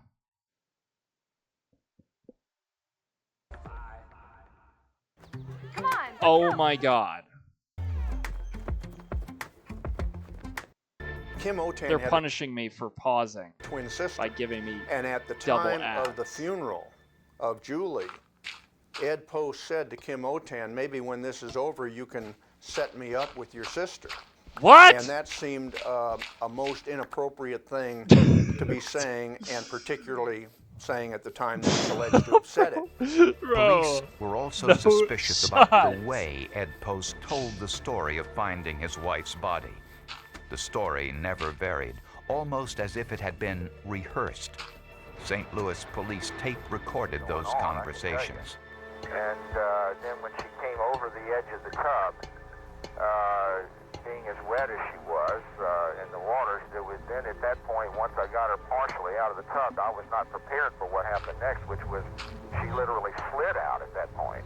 Do you think that and because she did hit her head on the front portion? Do you think that It's the fact that Ed Post, in his golden tongue, glib manner, came off as a non-caring person that had this alibi, who had everything down pat. I mean, he didn't change his story one iota from the first time he told it to the second time he told it. And some of the hotel employees noticed. Can I will get straight back to the episode this time because it's about Forensic Files. This, you've probably, if you've watched these streams, you've heard me talk about this. Who had everything down pat. I mean, he didn't change his story one iota from the first time he told it to the second time he told it. Told it to the second time he told it. That Ed Post was this. What the fuck is that sound? It sounds like a guy going "Nyang," like, but it's like pitched up. Are we dead ass? Pat.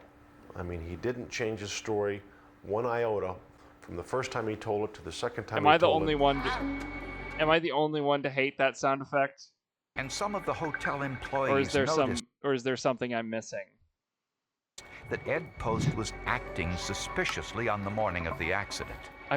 Before leaving the hotel for his morning run, Ed Post made sure that the concierge knew who he was, thanking her for a favor she did for him the day before. I'm sorry, I believe okay. You're the one that told us about the Botanical Gardens. My wife finally had a chance to visit there yesterday. You're Hold still on. the one that told us about the Botanical Gardens. WBBG mentioned. My wife finally had a chance to visit there yesterday. It was spectacular. Really wonderful. Spectacular. I'm so glad. And the hotel doorman said that Post introduced himself by name before going out for his run. Hello, sir. Are you enjoying your stay? Yes, I am. Thank you. My name is Ed Post. I'm going on a run this morning. I'll be gone in about 30 minutes. Watch out for me, please. I sure will. Have a nice run. Sure. He made it a point He's so to fucking say full of good himself. morning to If the that's doorman real, at the hotel, if that's say real. who he was and what room he was in, and that he was going to go out and jog. I mean, like, it was from the book of Who Cares. The doorman didn't care. Dude. Why would you do that? I love this woman. The doorman. It was from the book of Who Cares. And that he was going to go out and jog. I mean, like, it was from the book of Who Cares. The doorman didn't care. Why would you do that? Why would you do that? But all of these incidents simply raised Oh suspicions. my God. What an Homicide idiot. investigators had no hard evidence that Ed Post played any role in his wife's death. Investigators decided to conduct more sophisticated tests on the broken towel ring to see if a woman Julie Post's size could have pulled it from the wall during a fall. Uh-huh. Prosecutors in St. Louis were starting to wonder whether the death of Julie Post in the hotel bathtub was truly an accident. I gotta go get more copper. The autopsy did not find any evidence of foul play, so prosecutors decided to exhume Julie Post's remains for a second autopsy. She had been buried in a cemetery outside of New Orleans. The water table is so high in New Orleans that most people are buried in above-ground vaults. Oh. But Julie Post had been buried in the ground, and her body was placed in a wooden casket. Oh boy. Investigators feared that water damage to the body would be significant. That would be When they opened crazy the grave, gross. it was almost completely filled with water. Oh, hell no. Fortunately, the foot of the casket was the part that sunk. Her head was the only part of her body that was not submerged in Holy water. coincidence. And her head was in perfect shape. The casket had collapsed and pushed down and had flattened her nose from the pressure, but that was the only disfiguration from the collapsing of the casket. Most of the casket collapse had been at the foot end. That's kind of crazy. The pathologist who performed the second autopsy found numerous bruises that were not noted during the first autopsy. That's not unusual because some bruising continues to develop even after death. Ed Post's attorney said that the additional bruises prove nothing, that they could have been caused by the removing of her organs and bones for donation shortly after her death. But the pathologist found 2 new bruises in a critical area. The only additional finding at the autopsy was an area of bruising that was very low, far down on the back of the head in the upper neck region, where in a normal autopsy I usually don't take the scalp down quite that far. I'm looking at these bruises, and as far as I'm concerned, it's from a thumb and a hand. Your job doesn't stop. Neither do we. More than a W million spiral products, staircase. every industry, We're going in every day, circles. with easy ordering and fast delivery. Call, Holy click, busy. or just stop by. All right. Grainger, for the ones who get it done.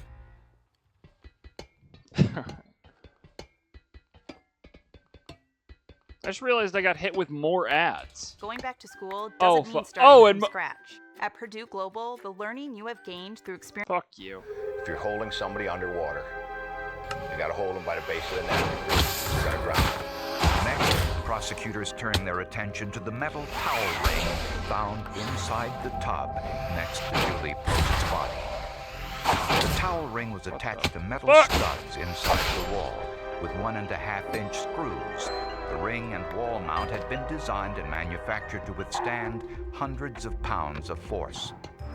Prosecutors hired Bolter Kelsey, an accident reconstructionist, to attempt to recreate the accident.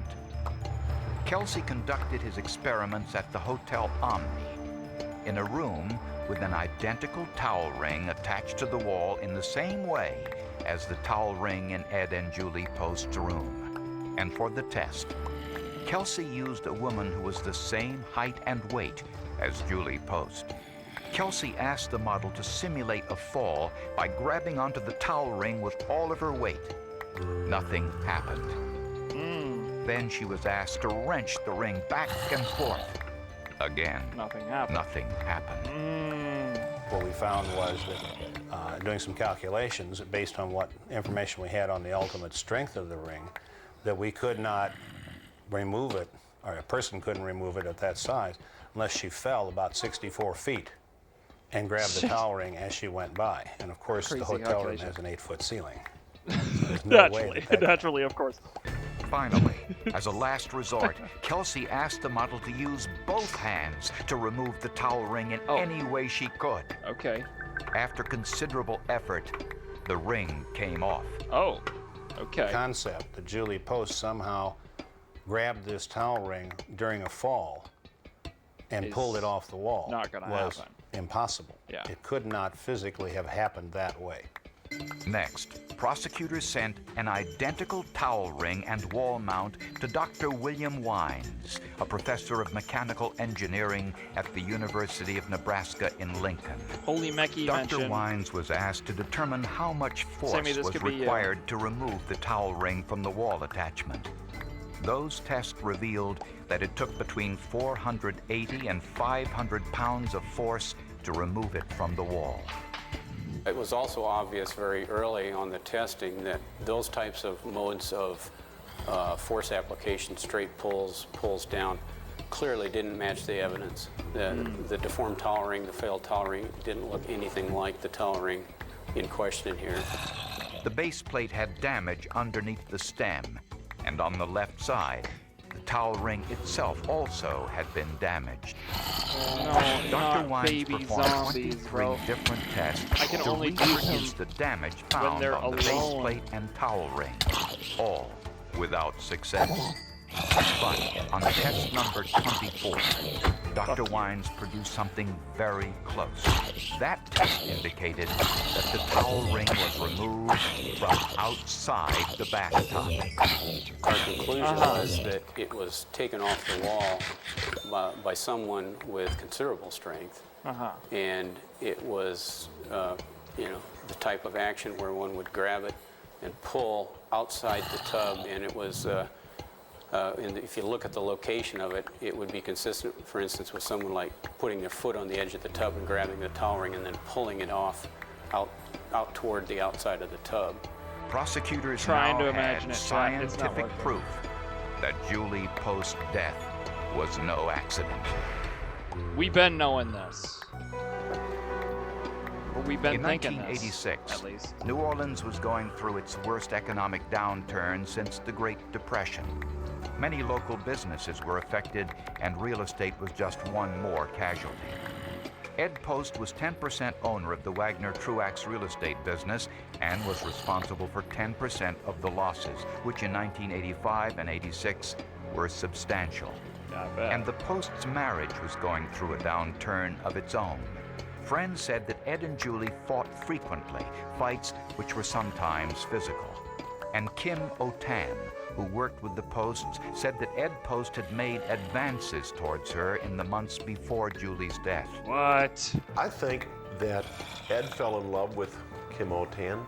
Just him being a free man wouldn't get Kim. Dude, He Forensic had to Files. be a free man with lots of money. Forensic Files root cause 101. Love or money every time. To compete with her husband. And he hatched this Every plan. time. Sorry. Prosecutors believe that plan was in motion 1 month before Julie's death, when Ed Post increased his wife's life insurance.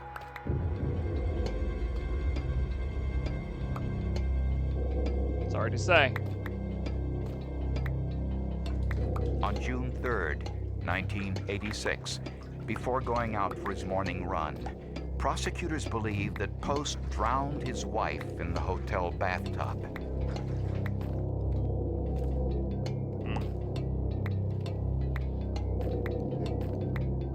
Are we letting it sink in? Or is there a... Afterwards, There's probably an acted out pulled the action. towel Sure. ring from the wall, not only to corroborate his cover story that Julie fell while holding onto the towel ring, but also for the money, the potential settlement from the hotel in a civil lawsuit. Your perfect domain is out there. Go to Wix and make it yours. Claim your space on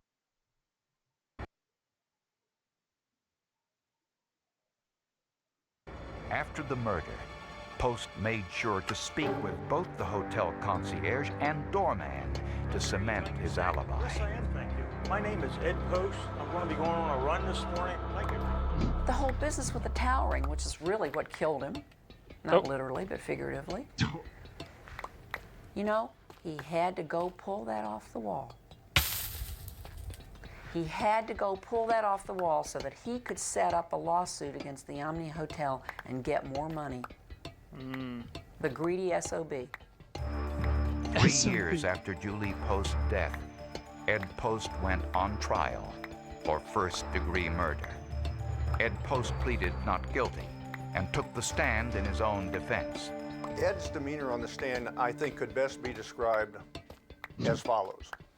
He was very well dressed. He was very articulate, spoke at a very sophisticated level, including his use of the language. Spoke, I think, far differently than the jurors were accustomed to speaking or hearing. Oh my God! He did not speak with a Southern accent at all, although he was from New Orleans.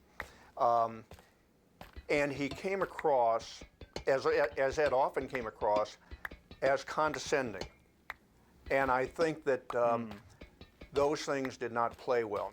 And the scientific experts provided powerful testimony that Julie Post was not capable of removing the towel ring during a fall.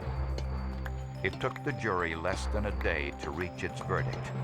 Ed Post was found guilty of first-degree murder and was sentenced to life in prison without possibility of parole. Ed Post and his attorneys appealed the conviction, and in a plea bargain, Post agreed to plead guilty to second-degree murder and confess to the murder of his wife in exchange for a 30-year prison sentence that included the possibility of parole. If he doesn't take the towel ring off, he gets away with it. It's just an accidental drowning. I mean, look at how it happened. Almost everybody classified it as undetermined or accidental. But for that, Ed Post would be on his merry way. He probably sued the Omni, got a couple $1 million, and had $700,000 in life insurance.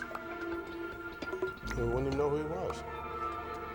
In my opinion, the most important thing in the trial was the science, was the towel ring.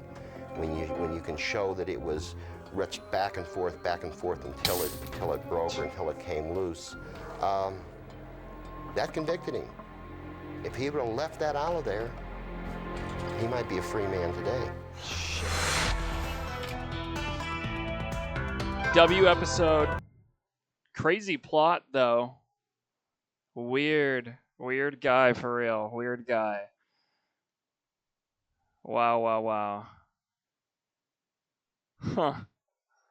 Hello, my name is, yes, I'm going for a run right now. Right as my wife is dead in the bathtub, I am going for a run. So that you guys know that I wasn't killing my wife. W cover story or some shit. Absolutely not.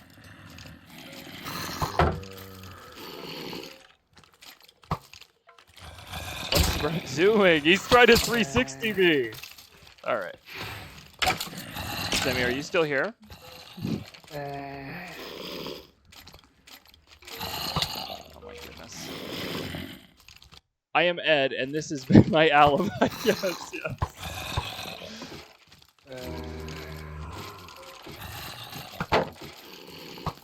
Oh my god. I think I'd rather kill myself than fight this group.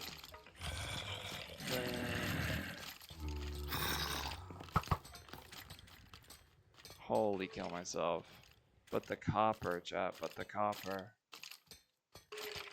Oh my goodness.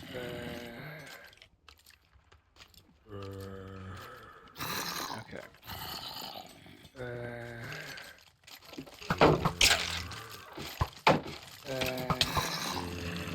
Genuinely? What the fuck? Oh nah.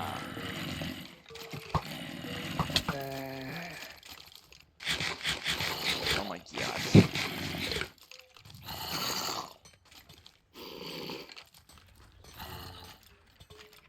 That fucking bird that I hate, bro. It's everything at once. Some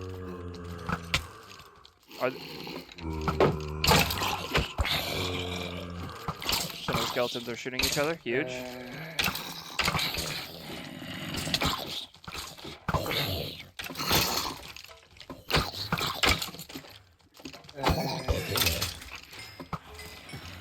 But anyway, once this once this oh my god. Once this fight of my life is over,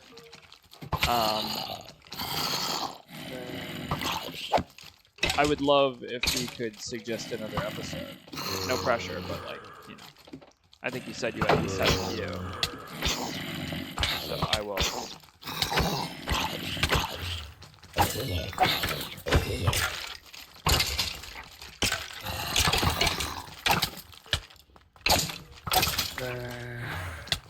Oh my god.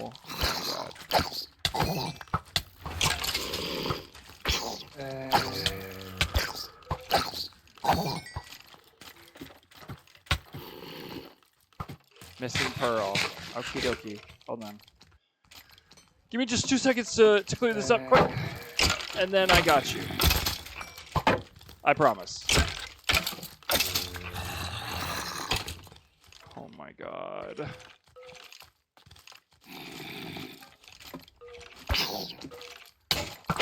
Oh nah. My shield.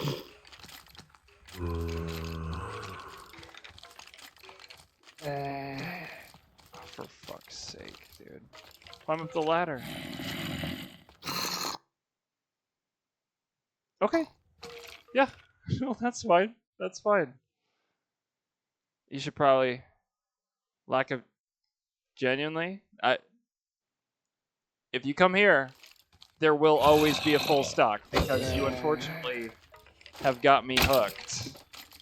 So, but yes, go chill. I'm just saying. But yeah, no, of course, go chill. I will be here. I will post the VOD once I'm done. So it'll be hopefully here for you in the morning. If not, you can always just watch it straight from Twitch, as always. So anyway. Oh my god. Oh my fucking god. Okay.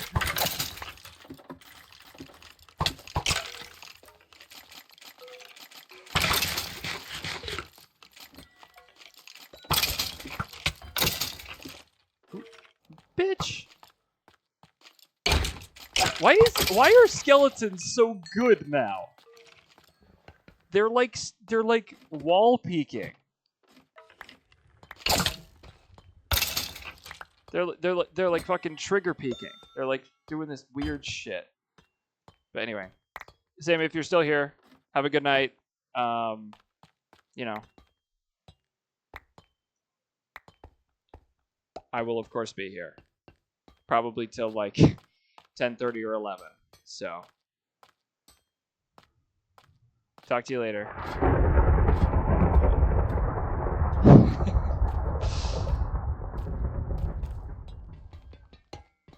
Holy thunderstorm. Anyway. All right. Well, chat.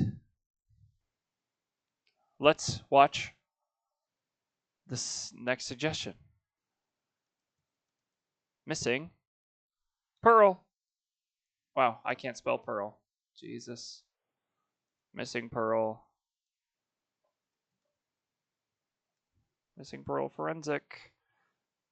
Huge. Actually, it looks like we started this episode at once, but we didn't finish it. So this is good.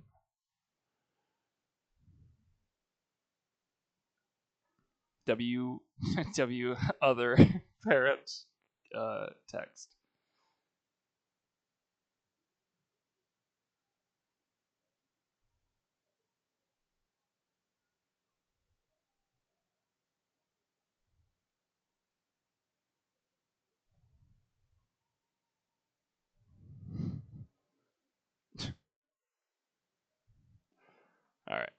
Missing Pearl, chat. During the fall and winter of 1991, police searched all over New England for a woman who had disappeared from her home in Maine. Police were not sure whether she had run away or had met with foul play. 1 year later, investigators found a clue that had been right under their noses from the very beginning. Cocaine. Under their nose, get it?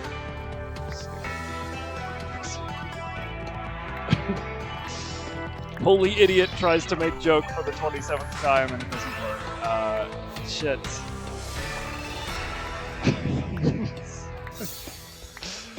Oh my god, chat. I gotta stop. Or maybe I just need to keep going.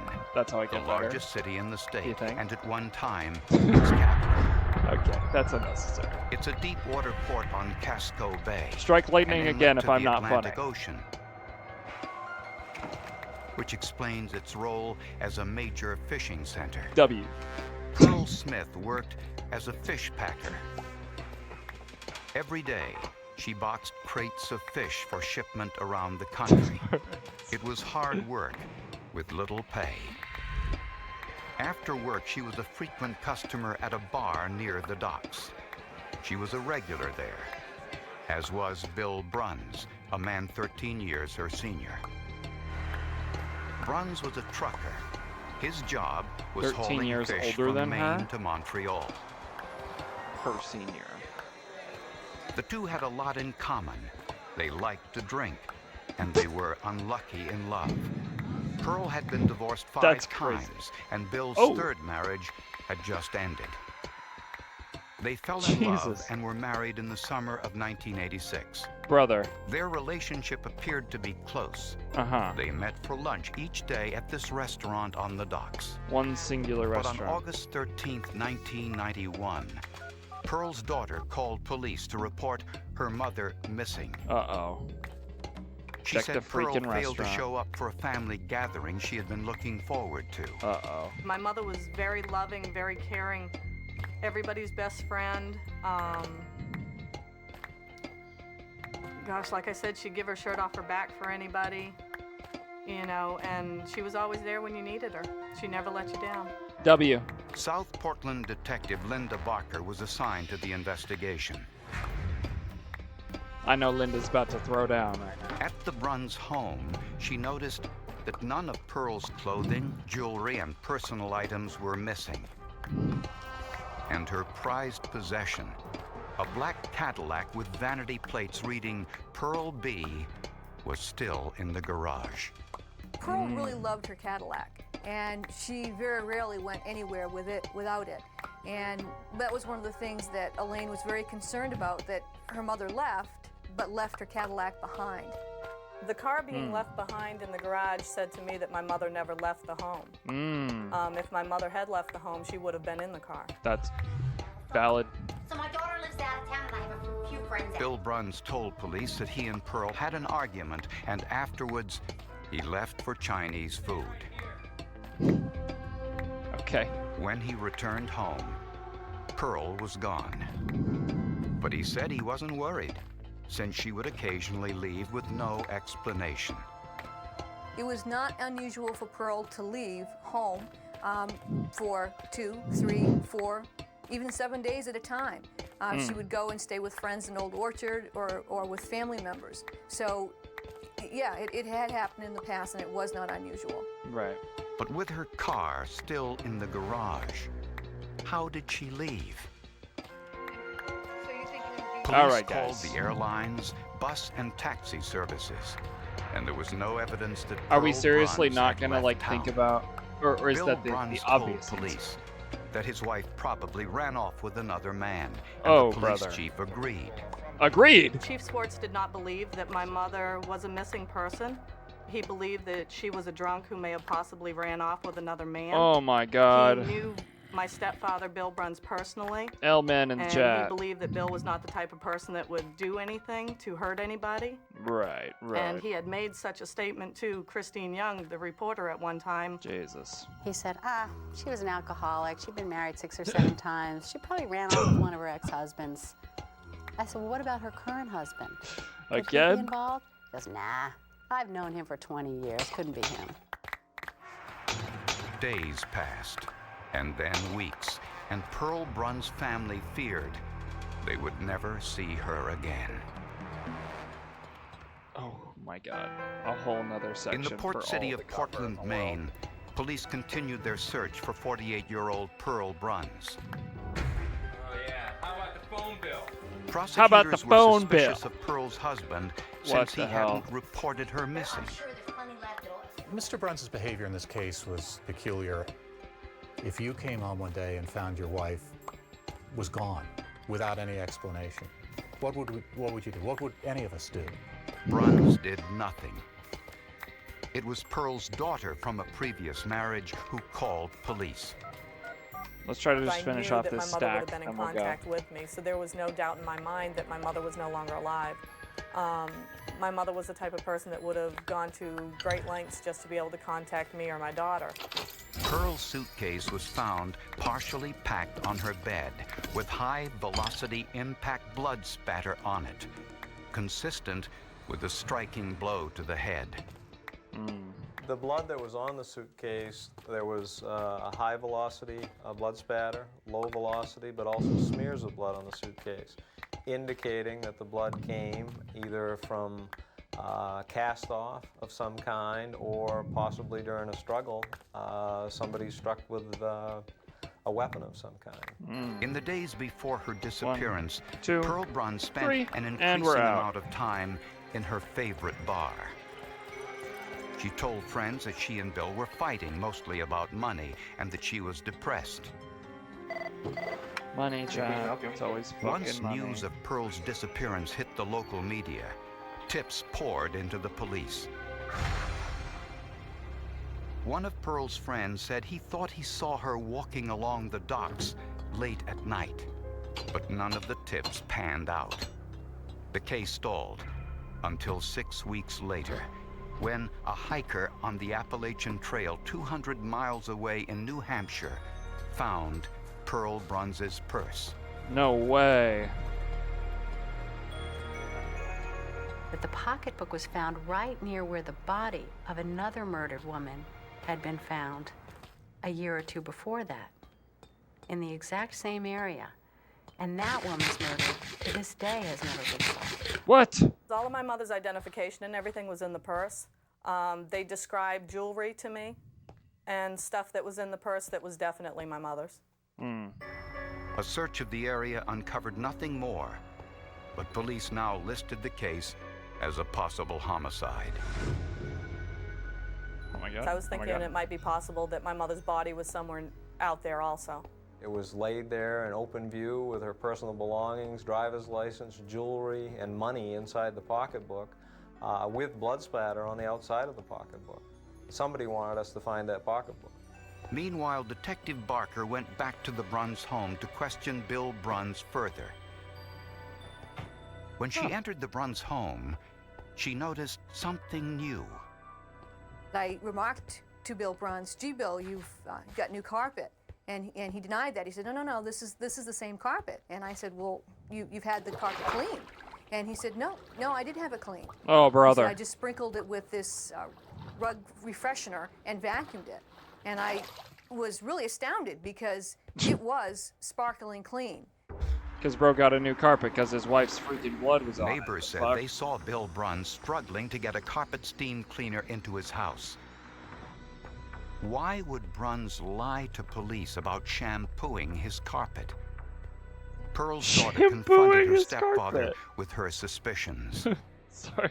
I sat down with Bill All one right. day at the kitchen table. Yeah. And I spoke with him and I told him, you know, Bill, you're the last one that saw my mother. You're the only one that would know what happened to Where the her." hell is she, Bill? And he just kind of sat there and looked at me and never said a word. Holy fucking idiot. Police used cadaver dogs to search the Bruns home. The dogs are trained with a chemical formula called pseudocorpse, which mimics the smell of decaying flesh. Yep. W. Trained dogs will lie down when they detect. Hold on, let's see the dogs. Let's see the dogs. Let's see the dogs. They're German Shepherds. When Dr. Edward David led his That's really all you need to know. dog Wraith through the home, Wraith? the dog headed immediately to the basement. Oh, damn. I could tell by the dog's attitude. By that I mean the position of the tail, the ears, that the He was dog onto something. was scenting. Yeah. And the dog then circled around the crawl space several times, and then near the entrance to the crawl space, the dog lay down.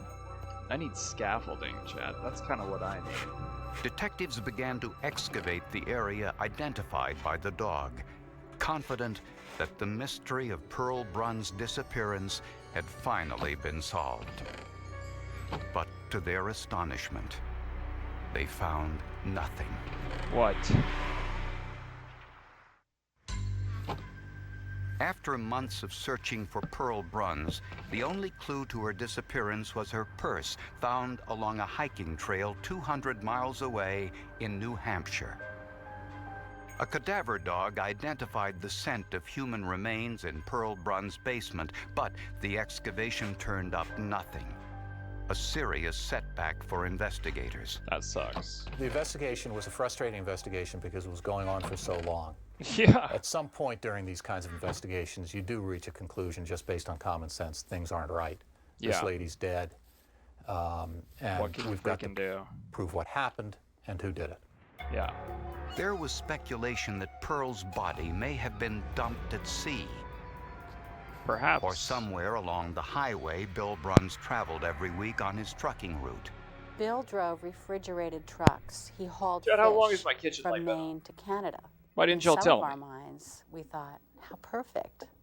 What a perfect way to get rid of a body. You've got a refrigerated truck to I didn't pause the freaking video.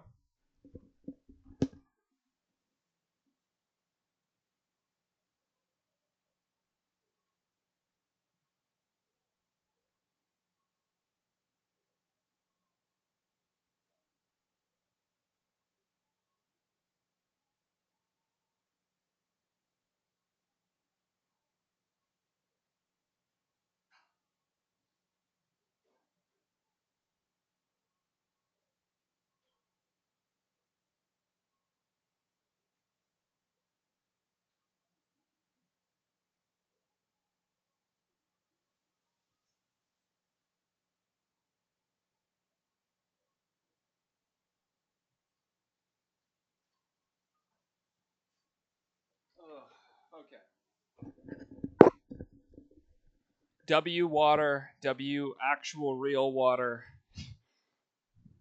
Water is good for you. But so is Diet Coke, okay? W sponsorship, come on. I'm fucking I need it. I'm desperate, chat. I'm not desperate. stick it in. You haul it with the. All What right. a perfect way to get rid of a body. You've got a Oh. refrigerated truck to Thank stick you, it in. You haul Christine. it with the fish. There's plenty of blood anyway. But you've got to remember, too, that with Bill's connections to fishermen on the dock and so on, that Mrs. Bruns could have been taken out to sea and dumped overboard in somebody's fishing boat. Bill Bruns continued to maintain that his wife had run off with an ex-husband. But one of Pearl's friends revealed information that contradicted that. She said, there's one thing I want you to know. She says, if anything should ever happen to me, you tell them that Bill did it. And I said, Pearl, what are you talking about? Why do people and then do I just forgot this? about it. So police got another warrant to search the Bruns' house. This time, they used a chemical reagent, luminol. When We've heard luminol luminol is before, sprayed chat. on an area where blood has been cleaned up with Lights up water like a and Christmas tree. detergents, it glows or fluoresces. When it was applied inside the Bruns' home, Oh, I gotta hear it, chat. the luminol told a horrifying tale. Why didn't they do that shit the first time? Cast Can I off say blood that? spatter was evident on the walls and floor. bloody footprints led towards the bathroom. Areas of the rug and linoleum floor showed where large amounts of blood had been spilled and later Oh my God, there's no way. cleaned up. On the steps leading down to the basement, more blood. Each step. Chat, did it light up like a indicated freaking Christmas that tree? The rug It and kind of, linoleum yeah, kind of. leading down to the basement. More blood. Yeah. Each step It's kinda bad, indicated low-key. that a bloody object had been dragged downstairs. Uh-oh. At the bottom of the stairs, some 4 feet across, was a large blood stain. Uh-oh. Wait, hold on. Most We gotta look. alarming We gotta look. was a large blood stain. Okay. Most alarming I was have a no blood stain found in a scale. 38 by 25 foot dirt crawl space. On the dirt floor was the blood pattern of a human body, the same height as Pearl Bruns. Wait. Oh. Oh, yeah. Yeah, okay. For sure. Same height as Pearl Bruns. It was clear that large amounts of blood had been spilled and cleaned inside the Bruns home, contradicting Bill's story that his wife had simply Holy left. Bill, dude. No, you're involved, all right? Detective Harriman confronted Bill Bruns with the luminol evidence. And we asked Bill, what would you think, Bill? Who would you suspect would do or cause foul play to your wife? He said, I would suspect the husband. You've been What? sitting here lying. Bill Bruns continued to maintain his innocence, but when asked to take a lie detector test, he refused.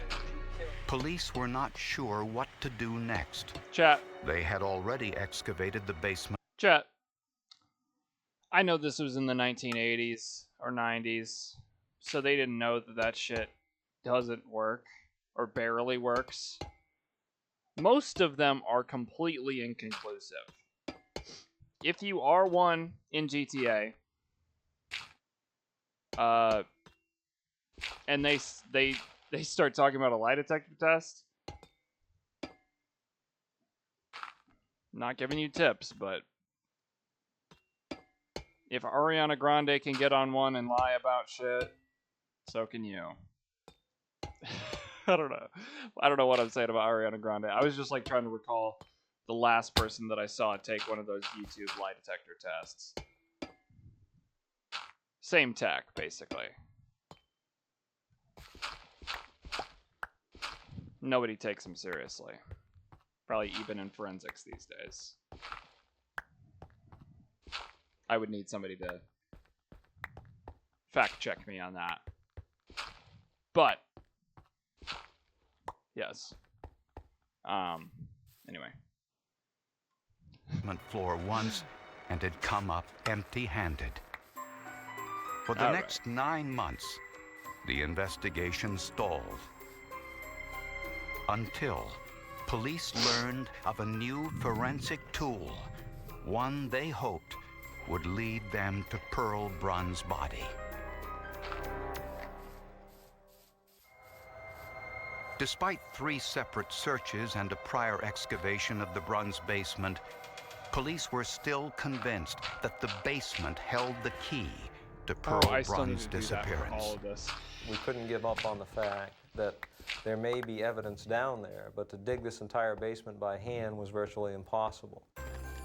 Detective Harriman then learned about a new forensic tool called ground-penetrating radar. He called Harding ESE, a local environmental engineering firm who had the equipment. 13 months after Pearl Bruns' disappearance, the Bruns' basement was searched with the radar. I'm afraid that they're going to find something, but I'm also hoping that they will, so that it'll be over with. You want them to so find we'll have some something, answers. The technology is normally used to locate large metal objects buried in open fields. The GPR unit sends high-frequency radio waves into the ground. When the signals hit an obstruction, a buried storage tank for instance, the signal is reflected back up to the unit. But looking for a body created problems. Human body obviously made up of primarily water, fatty tissues, flesh, bone. Rude. And in my experience, especially with this particular survey, is that the human body apparently did not conduct radio wave energy very well. In the Bruns basement, the radar detected a consistent reflection just 3 feet below the surface. I hope those aren't waxed. Preliminary Jack. excavation revealed They shouldn't be. rust-colored oxidized sand. Yeah. But there was another area that showed no reflection. They will start to There was an Jack. area of whiteout on the record. There was nothing to see, meaning that something absorbed the energy. What it was, we don't know until we dig it up and get a look at it. As Bill Bruns returned home from work, investigators began to excavate his basement once more. We dig just a few shovelfuls, and it's at that point in time that I strike the plastic bag buried approximately 2 No feet below way. the surface, which turned out to be the head encased in a plastic bag. Oh my God. It was a badly decomposed human body, wrapped in 2 large garbage bags and tied with rope and tape. The individual was wearing a wristwatch with Pearl's name engraved on the face. Bro. And had pink shoelaces, like the ones Pearl was last seen wearing. The stench of decomposition was overwhelming, and police walked upstairs to confront Bill Bruns for the last time. Bill is sitting upstairs in his home in the kitchen area. He's eating a plate of spaghetti for supper at around 6 o'clock in the evening. We walked through the door, advised Bill, "You're under arrest, Bill, for the murder of your wife." And the detective walks up to him and says, "Bill, come on, we're going." And Bill says, "Why?" He says, "You're under arrest, Bill." Just And think Ron I killed my says, freaking "For what?" wife. God damn it, I And he never says, killed that. "Murder, son of a Bill." bitch. God. Bill says, "Murder? That's a pretty strong word." Oh. And Pat goes, "Bill, that's a pretty strong smell." When they unearthed the body, you know, you could smell the stench for miles. And he's upstairs in the house eating spaghetti, and when they come up to arrest him, he asked if he could finish his dinner before they took him away. And what they so do. it just kind of shows, you know, what a sick individual he was. Yeah, no, that's crazy. Bill Bruns was arrested and charged with murder. X-rays showed 3 fractures to the left side of Pearl's face, but the skin was not torn, an indication that Pearl was struck with a fist. What do you think you're doing? I'm getting out of here. You're not going anyplace. Prosecutors believe that on August 11th, Bill and Pearl argued about money, and the fight became physical. He struck her 3 times with enough force that the cast-off blood spatter landed on Pearl's suitcase, on the wall, and on the floor. Damn. As she lay on the floor, Pearl bled to death. Bill then packed the body into plastic bags and carried her to the basement.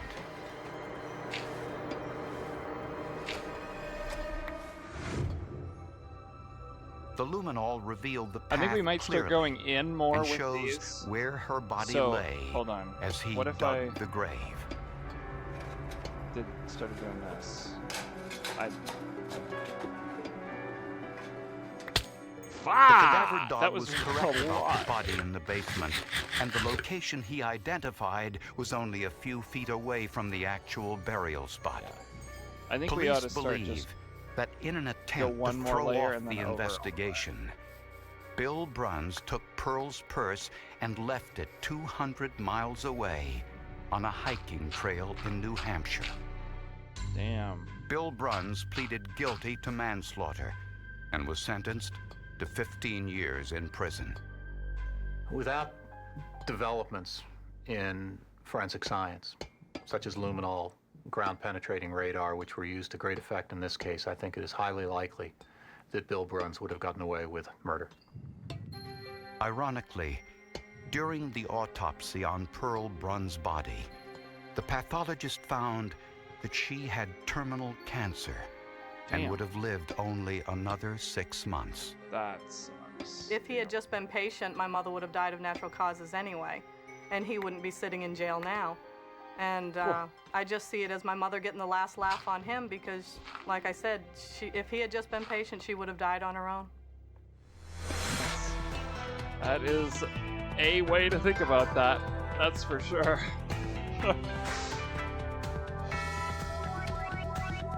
W episode though, as always. W episode. Okay, let's try to find something because now we are without the goat.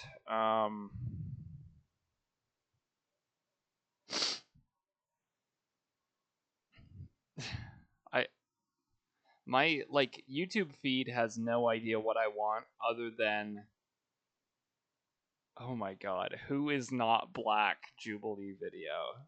Sammy, if you're watching this on the replay, remind me that we can watch that at the beginning of next stream. Because I think that could be funny. I don't know.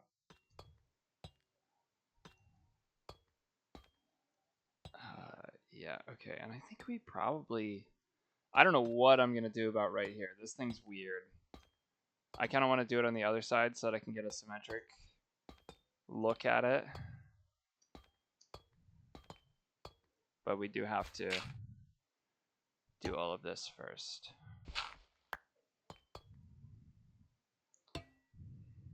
Because I want these things to be high, but not like too high. I want that one over there to be kind of high. Feel me?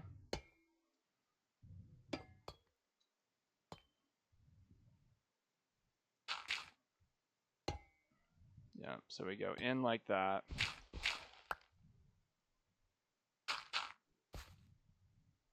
In like that.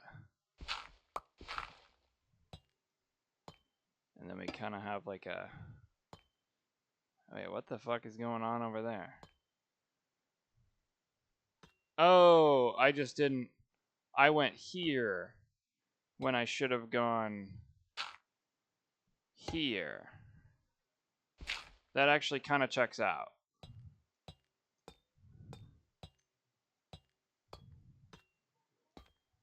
Chat, remind me to get bamboo. To go find and get bamboo for fucking scaffolding.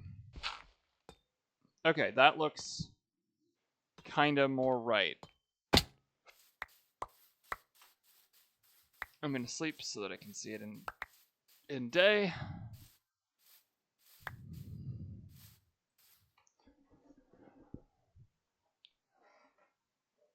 But at this point, I'm kind of just winging it.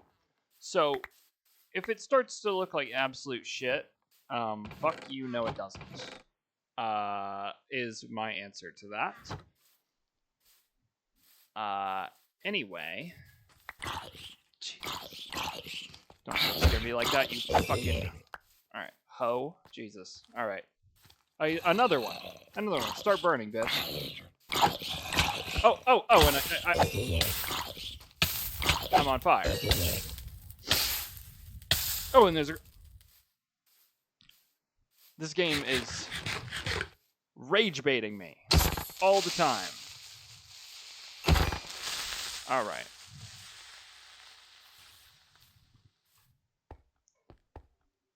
All right.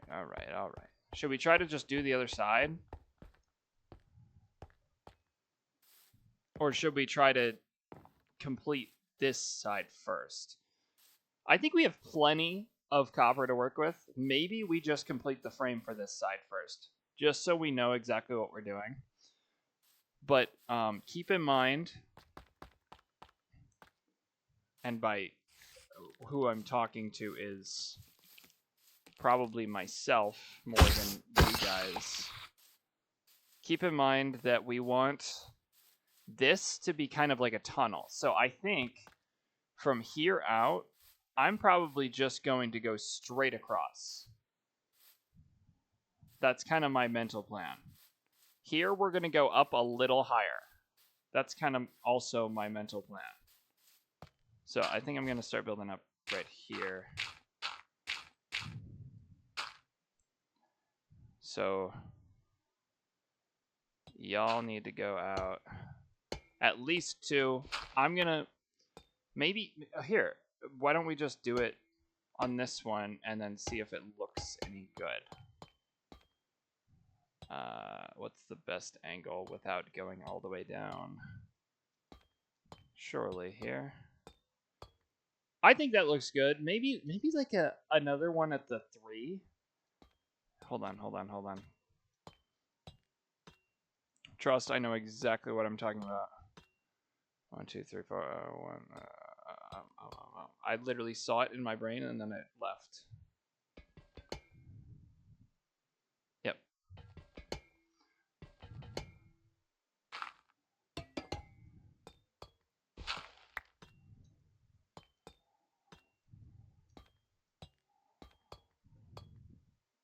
I like that. I like that a lot, actually. Okay, let's do that for all of them then.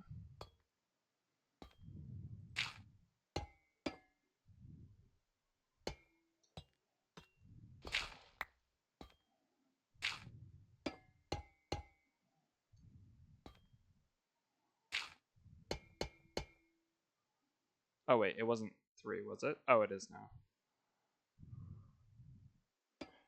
Sorry. Next video. I didn't even find one, did I? Shit. Because we can't do a Jubilee video without actually watching it. So it has to be Forensic Files or music. And, okay. We can't, I don't want to do a later season either. Oh, we said we were going to watch Web of Seduction. That's one of the ones we said. Let's watch that. Unless we already did, then that's really bad. A man was dead in a Michigan junkyard. And there were no clues or forensic evidence at the scene. But computer forensic experts found evidence of a crime that had everything: sex, lies, and a videotape. No shot. Not the tape, chat.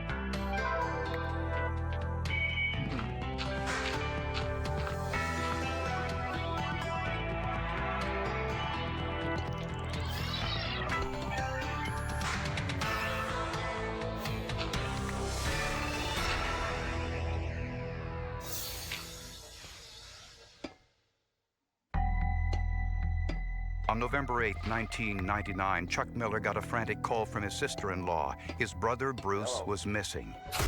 Bruce hadn't come home for dinner, and he wasn't answering his telephone at work.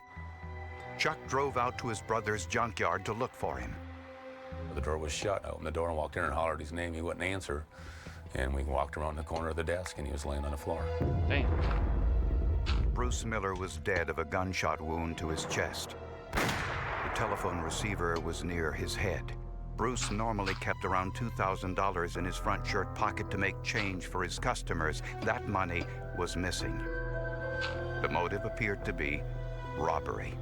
$2,000 Probably cash wasn't in robbery, the pocket huh? would look good to a lot of people in the area. We just thought it was just Say a random. appeared to be. Someone just walked in and shot him because he always kept money in his front pocket and took that money. It just appeared to be another robbery, another Dan Flint. Oh, that's crazy.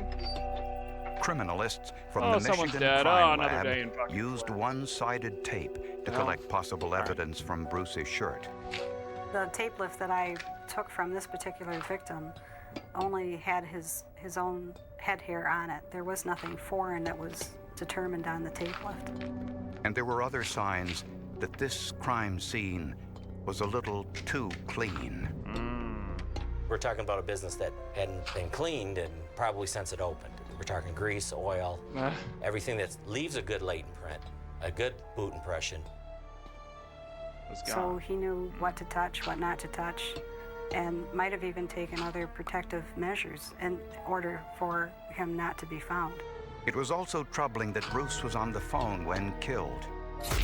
But to whom was he speaking? No one's called and said, I was on the phone with Bruce Miller and I heard a gunshot. There's no latent prints that were, no bloody prints, no money fallen where they were in a hurry to get it out. Why the pocket wasn't ripped when they're taking the money out. Bruce Miller was 48 years old. 6 months earlier, he married 28-year-old Cherie, and he was about to adopt her 3 children.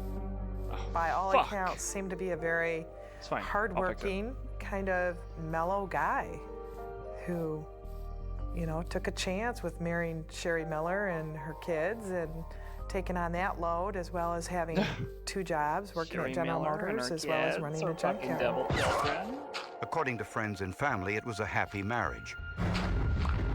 She would talk to them in length about Bruce Miller, how he was the best thing that ever happened to her, how he was a good lover, how her kids endeared him. This was an older gentleman that caught the young woman, and he treated her like a princess. Cherie had been at home all day with her children and several friends and wasn't considered a You suspect. treat her like a princess, she's gonna freaking murder But she you? had a pretty good That's what idea they're saying. of who might be responsible. She told detectives that one of her former boyfriends, John Hutchinson, owed her husband several $1,000s. Bruce had run-ins with John in the past, arguing over him stealing auto parts from the business late at night, and they argued just recently over a sale of a $20 tire to John Hutchinson's stepson. Hutchinson claimed he was at home alone at the time of the murder. It was an alibi that couldn't be corroborated. It would take a second death before detectives would get to the truth. Are you dead ass? L John detective. Hutchinson What the emerged hell? as the key suspect in junkyard owner Bruce Miller's murder. Hutchinson agreed to take a lie detector test. He collapsed during the examination. No way. John Hutchinson had some kind of episode where he ended up going to the hospital, but apparently he was pretty stressed out by this polygraph, which he did not pass. But police needed more evidence than a polygraph. Yeah. The autopsy revealed Bruce had been killed with a 20-gauge shotgun. In a search of Hutchinson's home, police didn't find a 20-gauge shotgun, bloody clothing, or the missing money. Why would The feeling was he had probably done it. We've exhausted all of our leads. This is our best prime suspect. What aren't we doing? What can we do differently to make it work so we can get the truth? Weeks went by. I think we then go months. one more in on all There of had been them, no and new then we call leads it in the case. on the height. But something unusual happened 700 miles away in Kansas City, Missouri. Sorry. A former homicide investigator named Jerry Cassidy was found dead in his home. His gun still in his hand. There was a Bible in his lap, divorce papers were on his desk, and a report showing he had recently been treated for depression. Oh no. In a trash can outside the home, police found a videotape marked for Jerry's eyes only.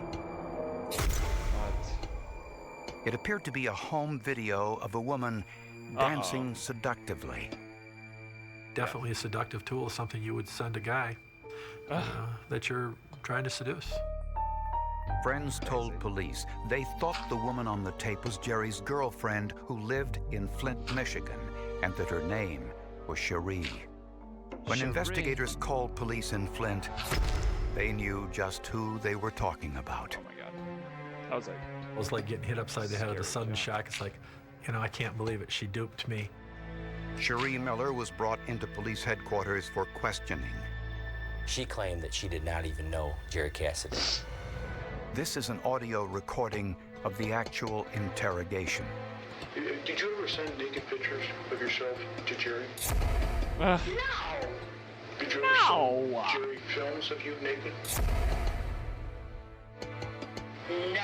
Films of me naked? No, I didn't. You never sent those? No, I did not. Someone else? Maybe. When we showed her that we had this videotape of her for Jerry Cassidy, written right on a tape for Jerry's eyes only. So she went from not knowing Jerry Cassidy to turn around, I know him, but he's crazy. Isn't it true that you were having a physical relationship with Jerry? Maybe on mine. No, I'm talking But in no. person. No. In person. No. Cherie said she met Jerry Cassidy in a computer chat room. How do people do that? I mean, I mess around online all the time just to figure out something new to do. I mean, everybody does it. I guess Computer they do. forensic experts confiscated Cherie's computer as well as Jerry Cassidy's. And what they discovered inside answered an some even- important questions, but raised many That's others. huge for us. This is one of the most bizarre cases I've handled in the 10 years I've been dealing with this subject matter. There was deception. There was a love triangle. Whenever there's an internet connectivity issue that relates to a murder case, of course it's going to be sexy. Things were course it's starting gonna be, huh? to get interesting. Of course, it's gonna be sexy. Connectivity issue that relates to a murder case, of course it's going to be sexy.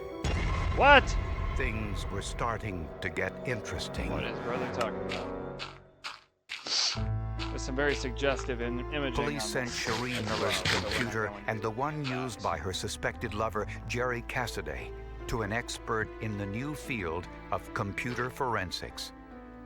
I get the stuff that's been deleted. I get the space that's unused by the computer. I get everything. And that's what I examine as a computer forensic specialist.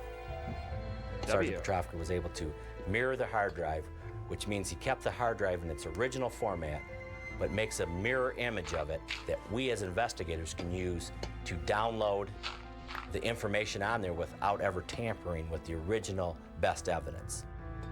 Forensic computer specialists can also gain access to password-protected accounts on a hard drive. That's kind of crazy. Passwords lock documents away from anyone except the owner.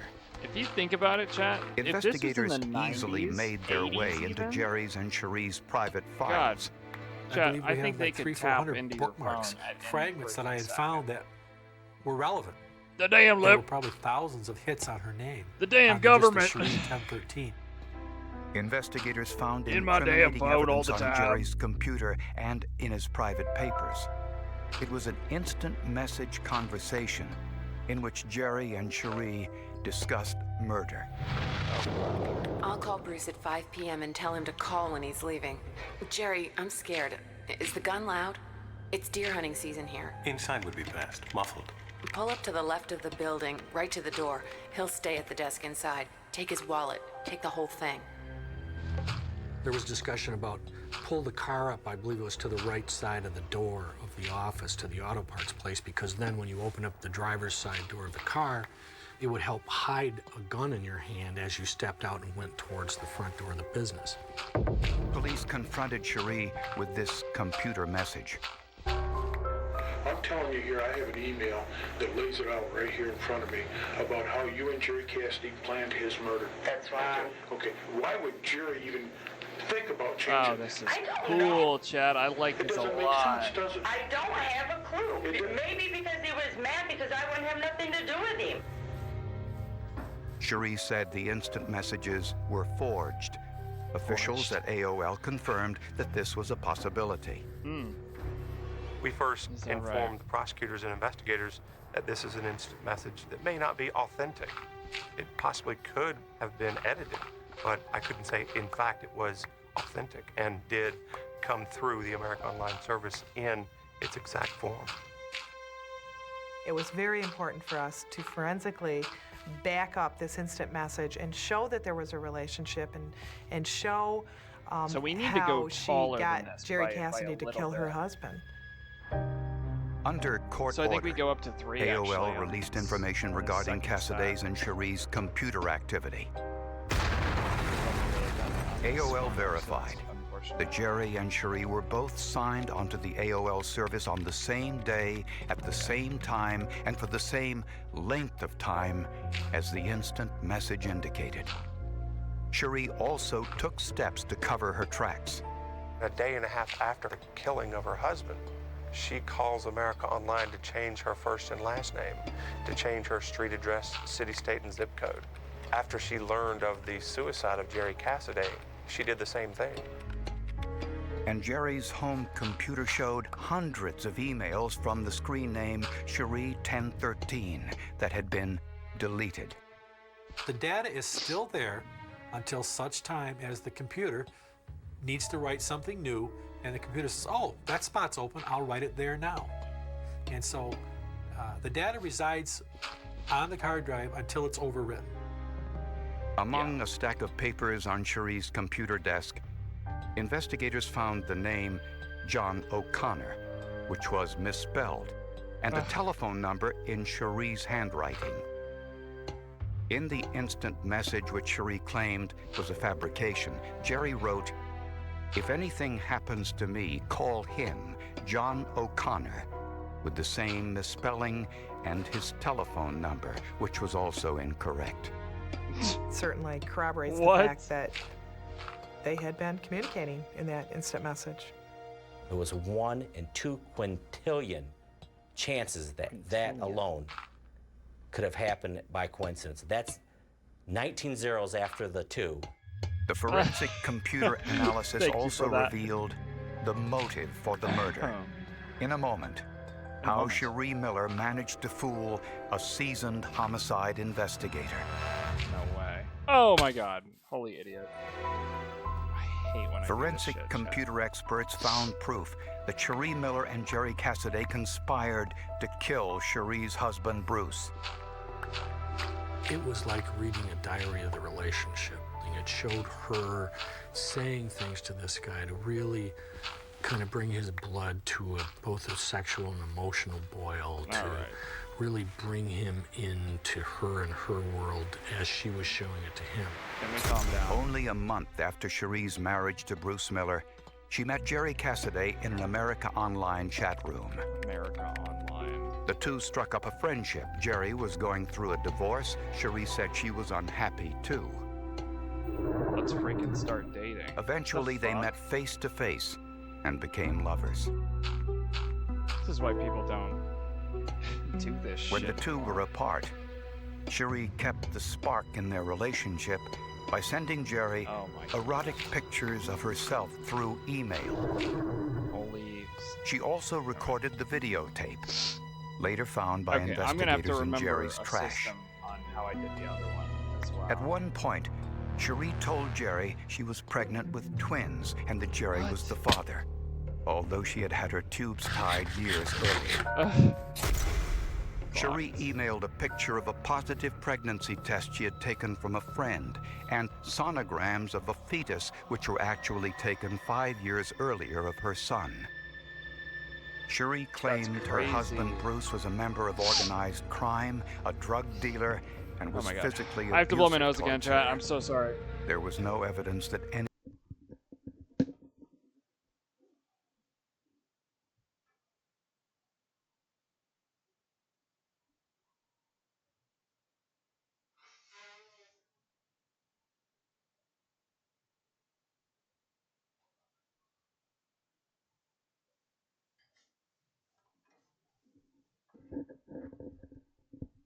Anybody else notice that I grabbed a water bottle and then proceeded to barely drink out of it? Just me? Well, here you go. So that when I get famous, the, somebody can compare the frequency of how much I drink Diet Coke and how much I drink actual water and then just call me fat. That's cool. All right, here we go. Any of this was true. She claimed Bruce had beaten her so badly that she miscarried Jerry's unborn twins. Oh. Cherie emailed Jerry pictures of her bruised and battered body, a feat she accomplished with makeup. Oh, jeez. This was a situation where a woman very plottingly and purposefully created an artificial universe to cause this guy to believe that he would be doing the quote-unquote right thing to come and murder Bruce Miller. Wow. He couldn't see what the truth was anymore and what was a lie. He was how going the to hell be would the white ya? knight for Cherie Miller. He was going to kill the dragon and claim his property. In an instant message, Jerry and Cherie made plans for the murder. Cherie said she would keep her husband on the phone while Jerry went in to kill him. Telephone records confirmed this is precisely what happened. Shit. I guess I gotta go back. Jerry's experience as a homicide detective meant he could commit the crime while leaving no forensic evidence behind. Just a few weeks after Bruce's murder, Cherie double-crossed Jerry. She stopped answering his calls and emails, and she found another boyfriend. Oh, shit. I think he was grief-stricken. What have I done? What has she led me to do? And for what? She didn't give a darn about me. Give a fuck! Among Jerry's personal papers was a suicide note addressed to his parents. It was painfully obvious Jerry still believed most of Cherie's lies. Fuck, that sucks. He beat the crap out of her and killed my baby. I'm sorry, Mom. These were my babies. I loved them. I wanted them. I drove there and killed him. But Jerry finally realized he had been used. Played. Oh my God. I was so blind and so stupid and so much in love. Little did I know she never meant any of it. She just wanted all her money and no more husband. Holy dumbass. Cherie was involved and helped set it up. I have all the proof. God, that was, She'll get what's coming. She'll get what's coming. There was no doubt, you know, Jerry said he did it. Jerry did it. You know, there was no making it up. Freaking did it. You know, Jerry, he wasn't that type of individual that he'd pull somebody's leg like that, especially in a situation like this. He wasn't going to shoot himself and then leave this for somebody if it wasn't true. In December 2000, Cherie went on trial for murder and conspiracy. The forensic computer analysis was the state's primary evidence. Did you kill your husband, Bruce Miller? No, I did not. Did you help anybody kill your husband? No, I did not. Did you love your husband? Yes, I did. Cherie continued to maintain the instant messages were a forgery. She claimed Jerry was the spurned lover and did this in an attempt to frame her. So are you saying this entire instant message is fake? Yes, I am. So when they talk about the discs and the pictures on your back and legs and whatnot, and the bruises, Interesting way to call that. You never had that conversation? No, I did not. But the forensic computer analysis proved otherwise and provided a possible motive for the murder. Money from Bruce's life insurance policies and the sale of his junkyard business. I told my wife that I think Cherie's grinning from ear to ear thinking the money she's going to get from this right here. That was my thought the night he got killed. Because she was that kind of person, just a money-hungry person. Right after the homicide, she redid the house. She spent a lot of money. Oh, my Lord. Even Bruce's mother bought her a car with some of the money that was left to her. That's crazy. Money may have been a motive. We don't know. What? Prosecutors do not Guys, believe come on. John Hutchinson had anything to do with Bruce Miller's murder. In December Money of may have been a 2000, factor.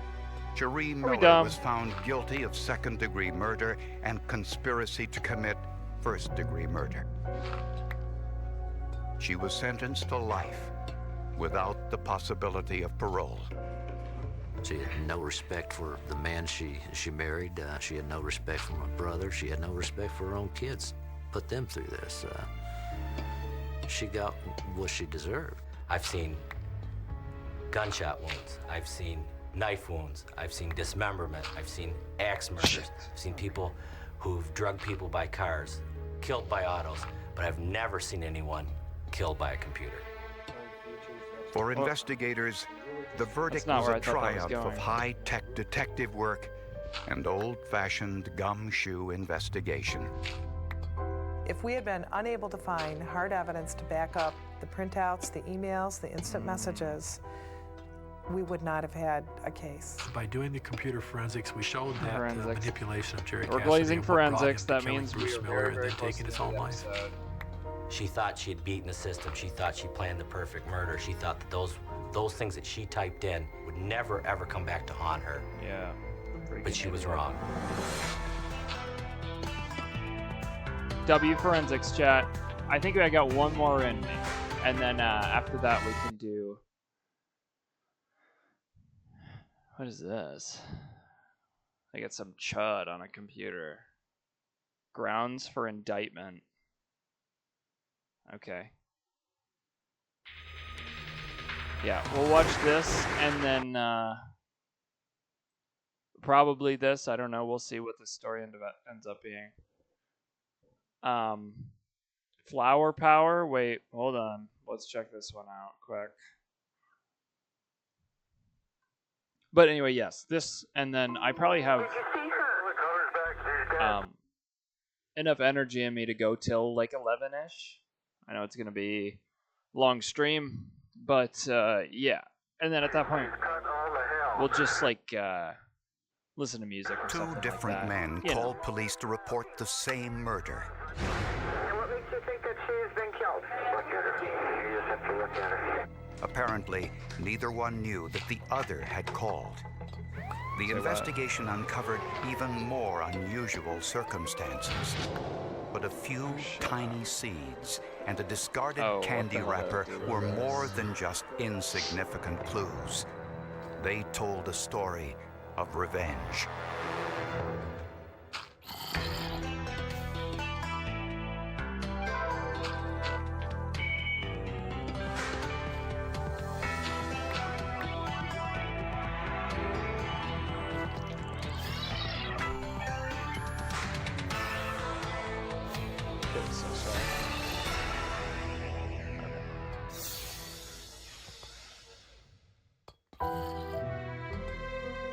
Like many divorced people, Pamela Sweeney hoped she'd find someone to share her life with. Damn. Construction worker Larry Fleck was the man she set her sights on. Okay. We were planning on getting married. We were talking about probably moving out of Minneapolis at one time. Minneapolis?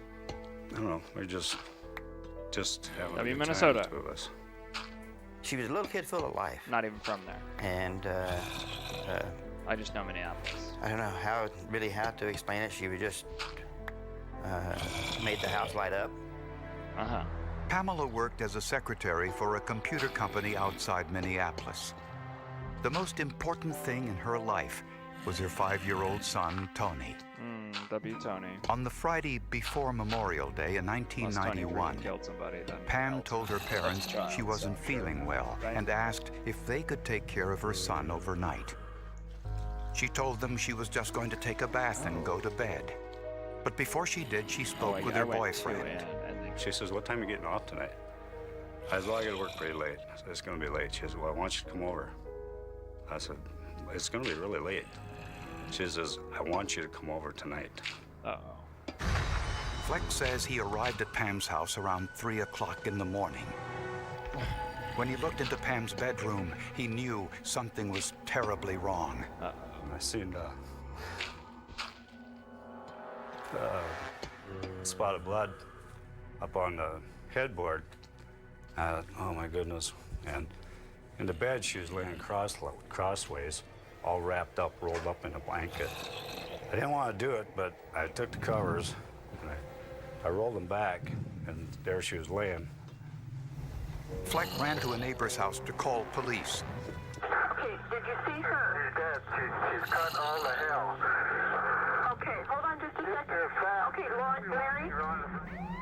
Less than 2 minutes later, as police were on their way, they got another telephone call. This one from one of Pam's co-workers, Patrick Walsh. Is it the Sweeney residence? Yeah. Okay, what's the problem there, sir? There's been somebody killed. Okay, who?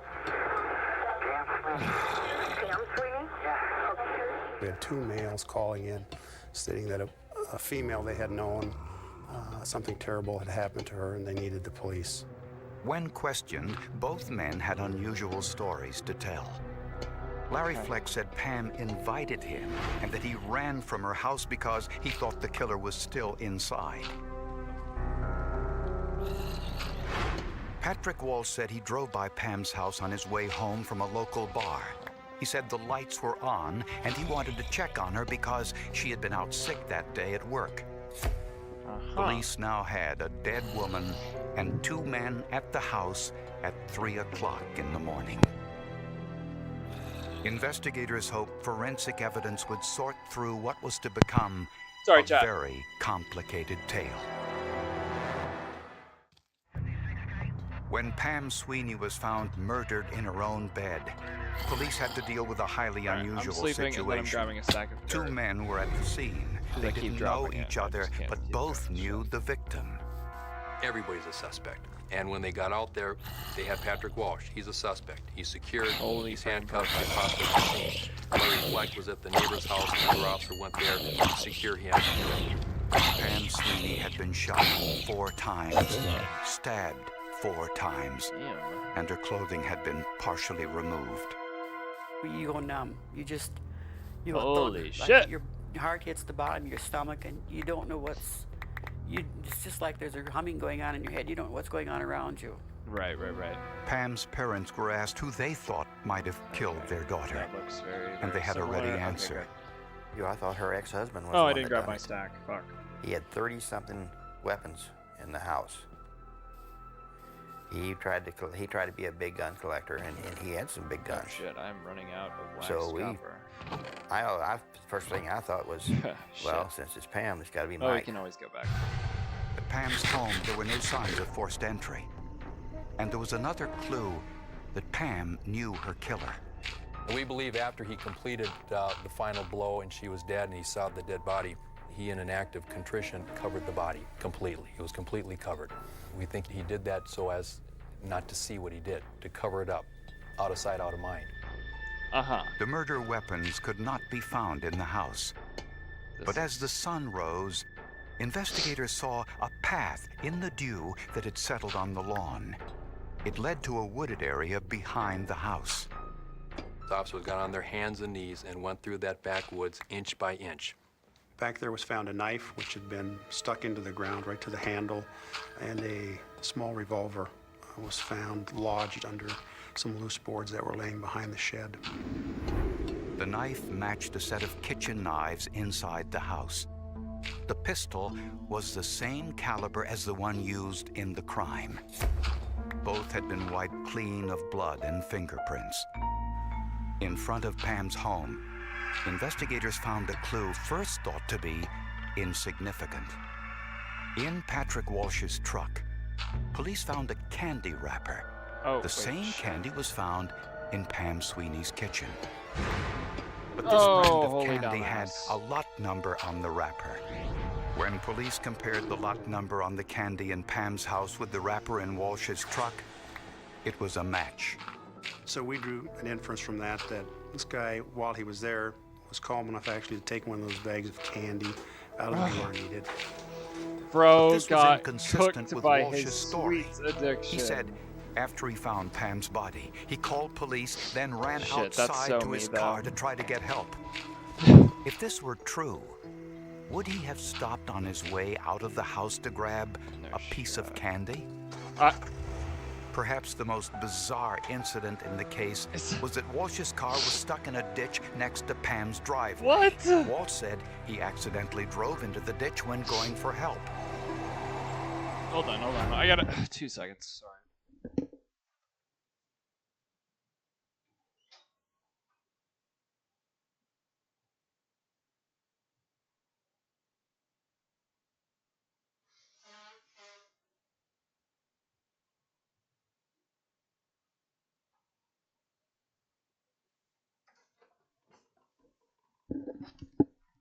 God fucking damn it, chat. God fucking damn it. Alright. Both Patrick Walsh and Pam's boyfriend Fleck had what appeared to be bloodstains on their trousers. Holy dumbass. And they both had plausible explanations. Both men said they were close to Pam's body when each discovered she was dead. But Walsh's clothing held a possible clue. During the time that Patrick Walsh was being processed at the jail, they of course removed all of his clothing and his shoes and socks, and we on the back of his shirt located a leaf And in his shoes, we located a number of different types of vegetation. Investigators wondered whether this vegetation was enough to identify a killer. While investigating the murder of 35-year-old Pamela Sweeney, police had 3 suspects: Pam's ex-husband, her boyfriend, and her co-worker. Police learned that Pam's ex-husband was with friends on the night of the murder and was eliminated as a suspect. Okay, and then we went. Pam's boyfriend also denied any involvement. They asked questions like how long I knew her. Up. If I always come over there that time of night. You know, why so late in the evening I show up at this person's house. Kind of a good question, low-key. And basically asked me if I did, and I said act no. like it didn't. You know, I'm in love with this person. Why would anybody want to do something like that to someone? You know? When I Patrick don't know. Walsh's You tell name fucking came me. up as a suspect in Pam's murder, her family and friends said they weren't surprised. He did harass her on the job. He harassed her on the telephone for 6 months. Holy shit. Night or day, she did call the police, but there was nothing they could do. Her pastor, Thomas Braun, got a call from her a few months before the murder. Pastor? There was great amount of fear in her voice. She was beyond herself. She couldn't think straight. Emotionally, physically, she was a wreck. Walsh was married and worked as a supervisor in the same company as Pam. She told friends that Walsh asked her out on numerous occasions and wouldn't take no for an answer. He also stopped by her home unannounced and performed various household chores without being asked in an attempt to win her affections. That he had been stalking her for months, obsessed with her physically in his mind. Or I could just watch this. His entire being. No.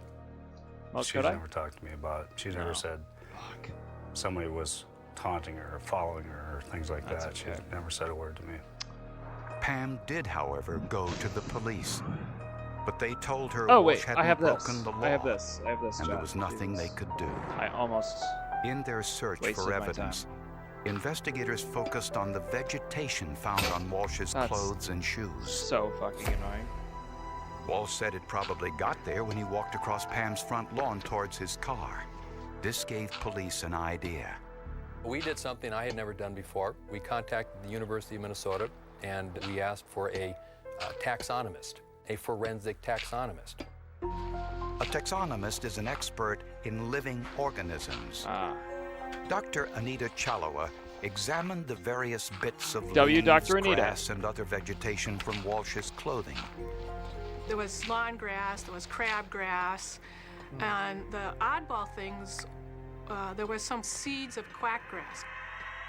Quackgrass is a common weed, and it rarely produces seeds since people usually mow it before it gets to the flowering stage. This meant that the quackgrass seeds on Walsh's clothing were rare and unusual. Dr. Chalawa also discovered another species on Walsh's clothes, seeds from an aspen tree, which are called bracts. Aspen is fairly common in Minnesota, but it's not the sort of thing that you'd see in someone's backyard. The combination of an aspen seed and quackgrass told Dr. Chalawa that Patrick Walsh had been in a wooded area with high weeds. Dr. Chalawa didn't find any quackgrass or aspen bracts around Walsh's home.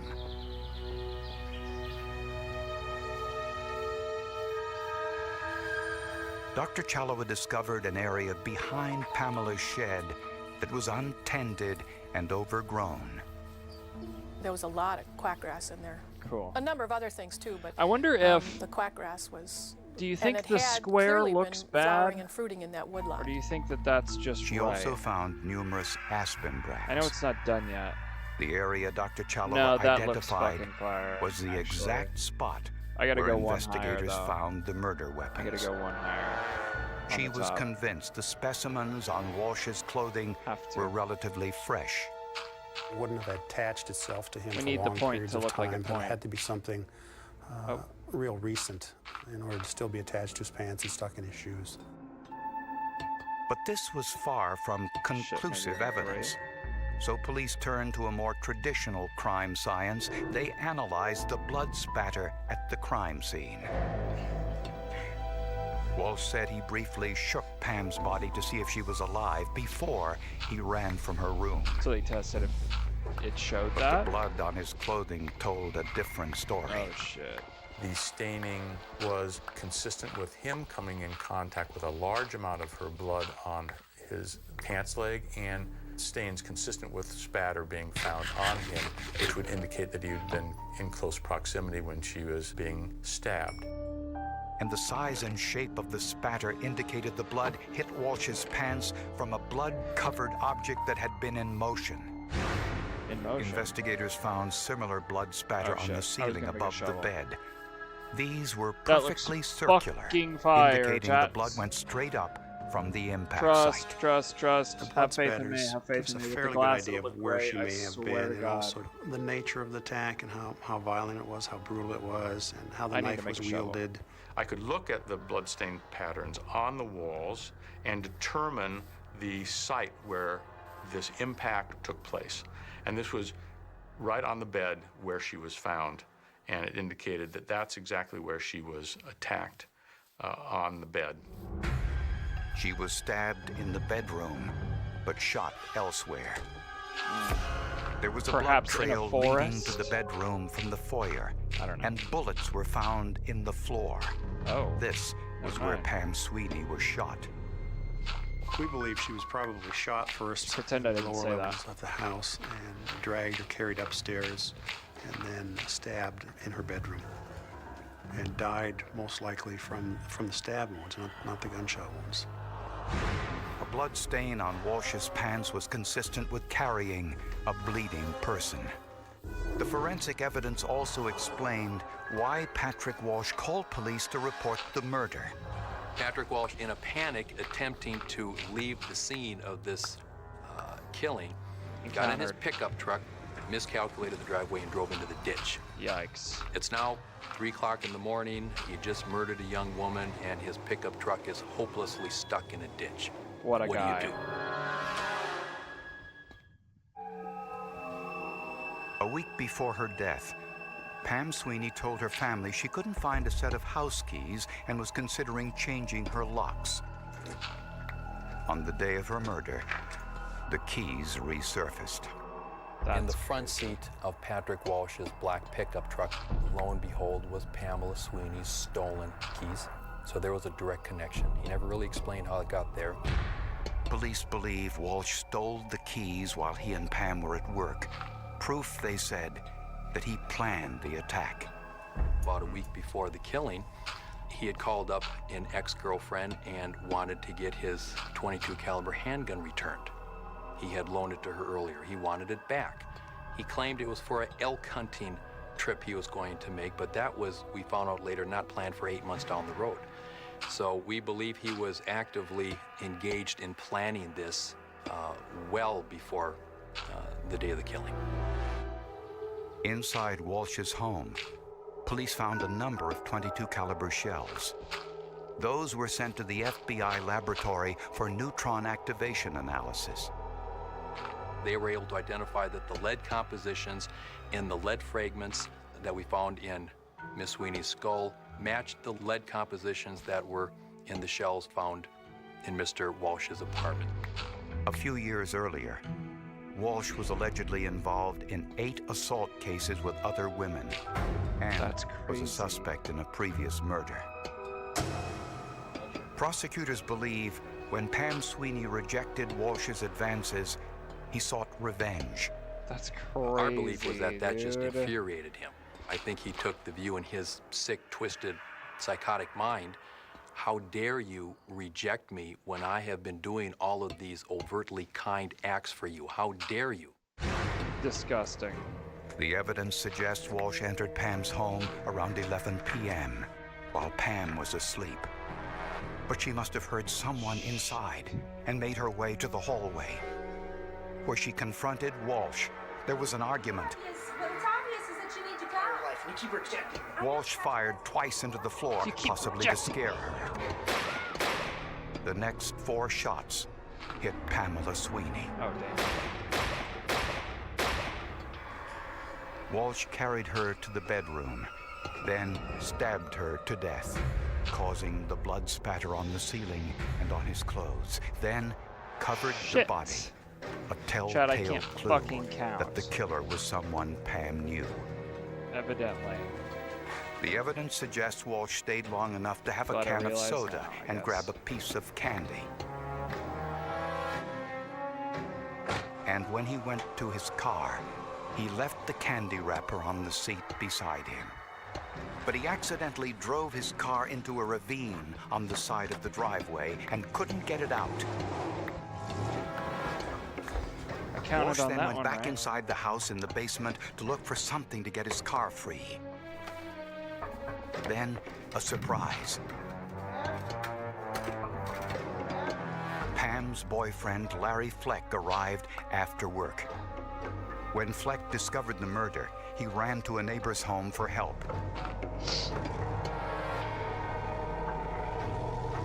about right. Walsh had to act quickly. He tried again to move his car, but couldn't, so he had to remove the evidence. The botanical evidence on his pants proved Walsh ran into the high grass and woods behind Pam's home to dump the murder weapons. When he returned, and knowing police would find his car, Walsh had no choice but to call police himself to make it appear as if he, too, had driven by and found Pam dead. Yikes, bro. It was clear to me that the suspect had been in that woodlot. I don't see how he could have acquired that material any other way based on what the investigating officers knew of where he had been at the time of the crime and the previous 24 hours. I guess the irony of it is, in going to that location and picking up those soil samples and the seeds from the local trees, he did put himself right at the very spot where he was trying to hide evidence that he didn't want to be connected to. So I think that's fairly significant. 7 months after Pamela Sweeney's death, Patrick Walsh went to trial for first-degree murder. The sheer volume of forensic evidence against him was overwhelming.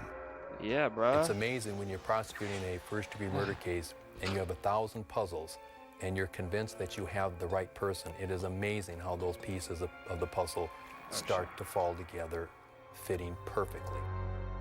Patrick Walsh was found guilty and sentenced to life in prison. Patrick Walsh is a psychopath and perhaps the most dangerous man I have ever seen.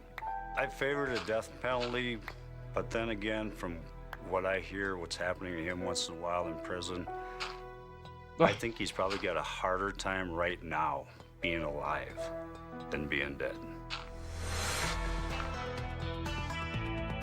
Damn. All right.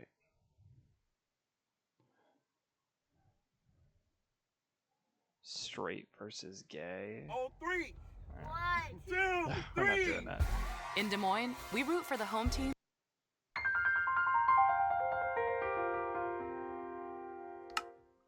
W music.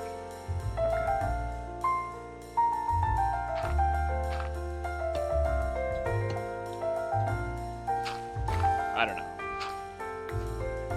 I don't know if anybody even enjoys these segments. Because it's more of just me, you know.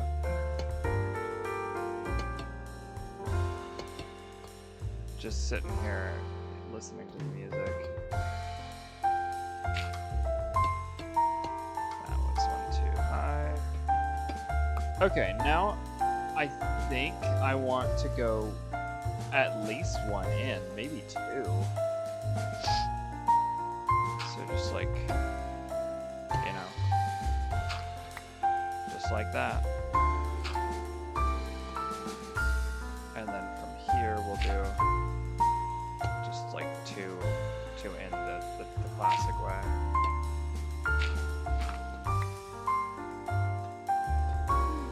Same with this one.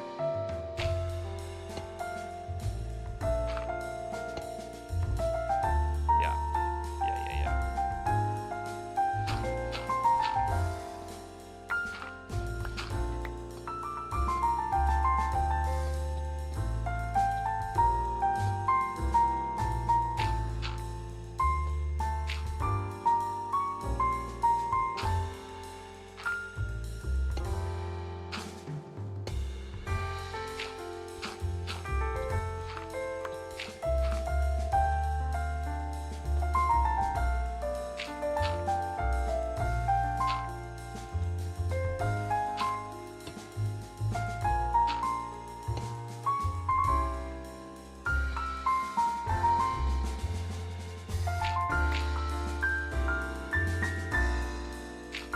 winging it in these games is either like the biggest payoff ever or the worst decision ever.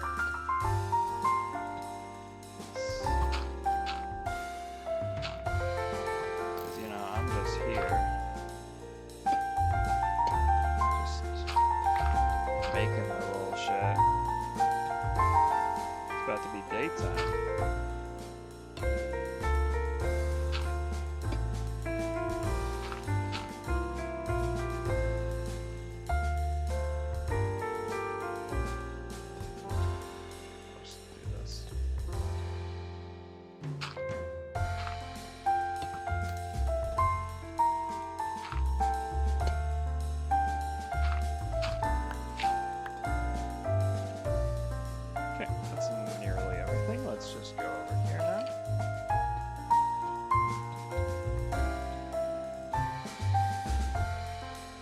Don't piss me off. You knock me down. You are cooked.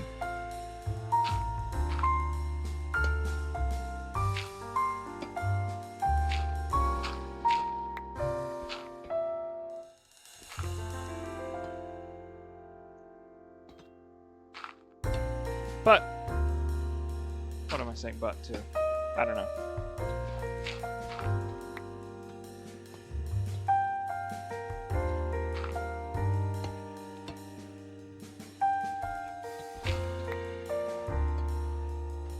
Okay, now what? So we got some slight unevennesses here.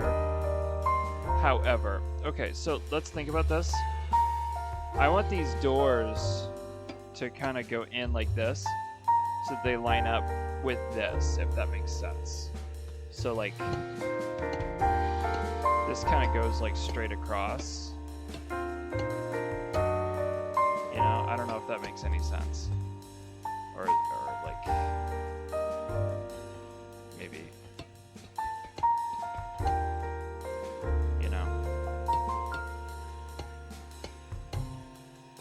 something like this, you know? That's kind of how I want it to be. So like, if we wanted to, from here we could, alright, that's the wrong spot. Could add back more. Feel me? Picking up what I'm putting down here.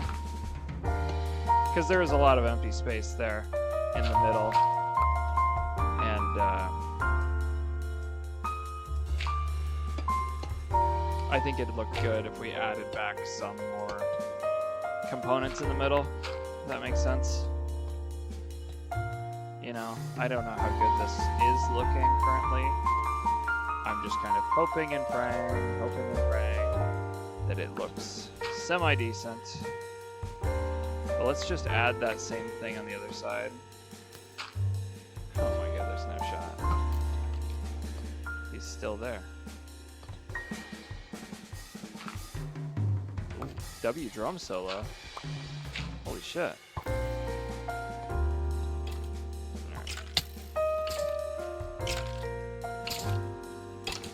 Piss me off now.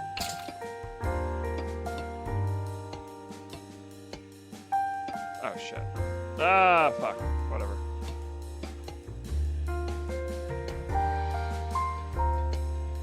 It's fine.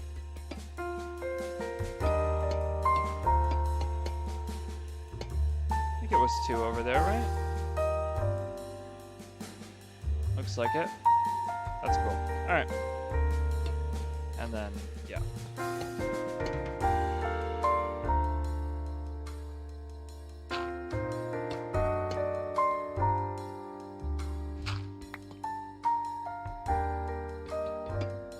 Oh. Oh, yeah. Okay. Yep, that checks out, I guess. Oh, good song.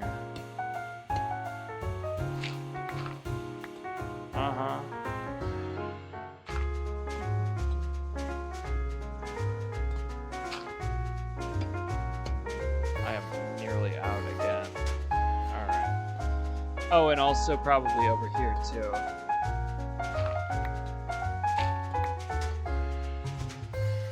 It's so fine, chat. It's so fine. So like this is going to take a lot of like complicated geometry splicing. So like, not that I will connect these. Maybe I will. You know, like, would that be cooler? I don't know. I don't know about that. But like, think about it. Like, it's gonna have to go to here.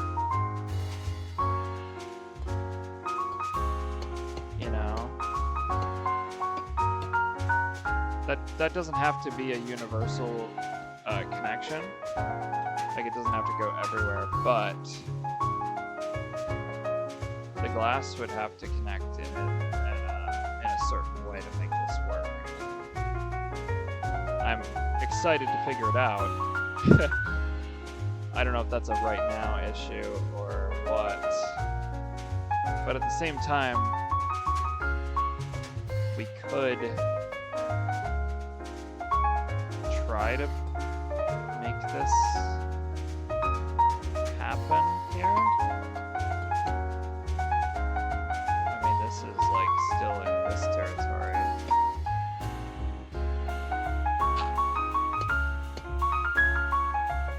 If this is too much, which it might be, it really might be.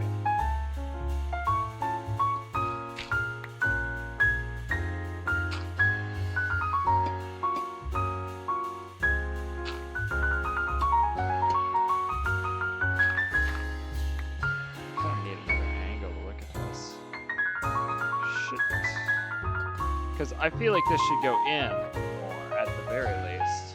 Hold on. Let's just get a wide look. I'm tired of sitting up there pretending like I know exactly what this shit looks like.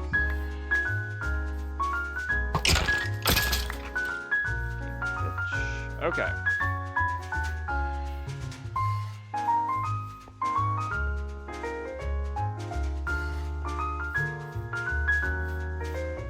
I think this is really... I need to get this big stone... Okay, not stone. This big dirt tower out of the way. But dare I say... This is looking really, really good. And I think this is also a great stopping point. And then at the beginning of next stream, if we go back to the trial chamber, get more. Okay, wait. Let's look over here then. So like from here, right? This is going to look weird. I'm okay with that.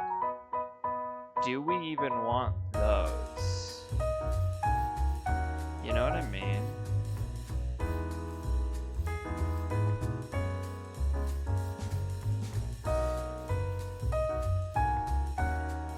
I guess it completes the dome aesthetic. So like, okay, I need 2, 3, 4, 5, 6. So not happening with the copper that we currently have. And also these, the copper stairs that we could put like here.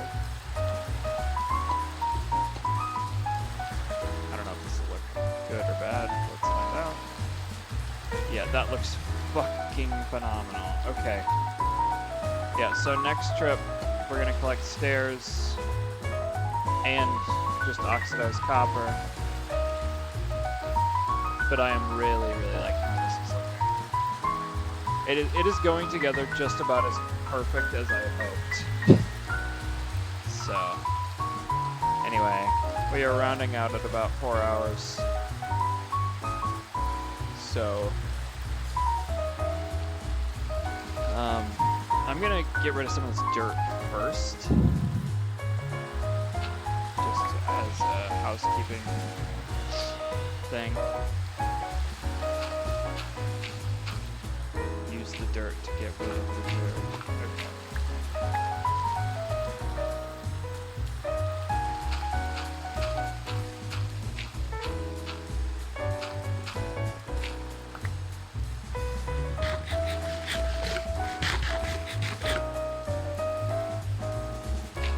I always tell you, Chad, have faith in me. Even if it doesn't look good in the beginning, just trust. Just trust. I think I'm gonna leave the stuff right there, because I think it completes the dome look, at least when you're in here, right? So like, look to your left now. It looks like there's something missing. Maybe this is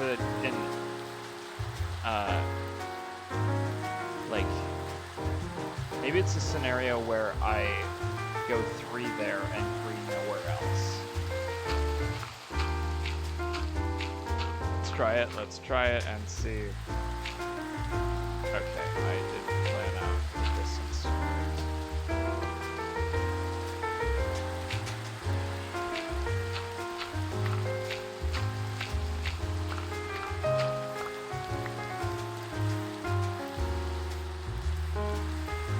Okay.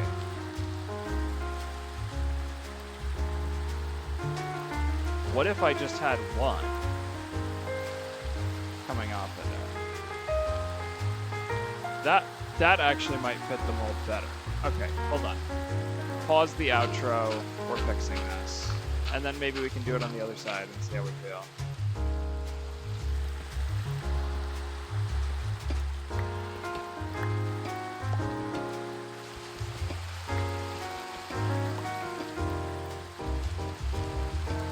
I just gotta mimic this building.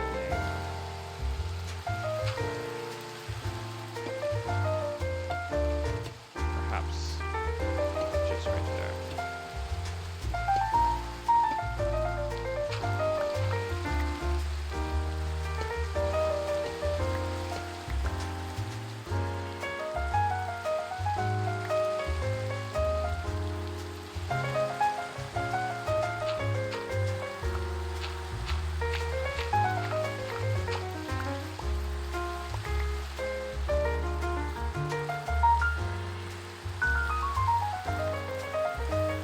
Yeah, okay, that was perfect. Maybe even 4, dare I say. Hold on.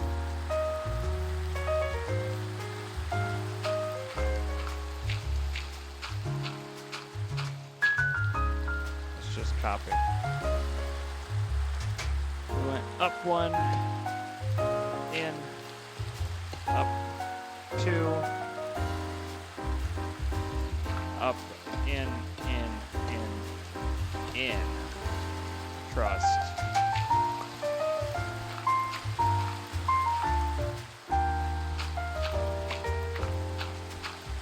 I really need to invest in scaffolding. Hold on, Chad, hold on.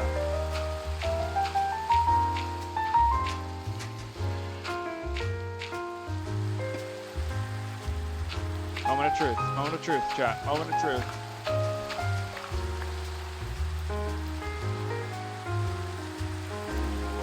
I'm liking it. Okay, hold on, big reveal. That looks amazing. Oh my god. That looks sick.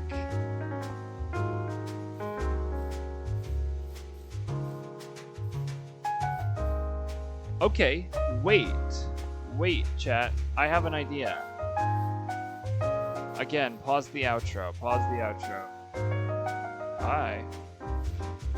What if we make it go in just 1? Just 1 there. On both sides, of course. So that this is still, it's still like 3. Or maybe, hold on, am I cooking?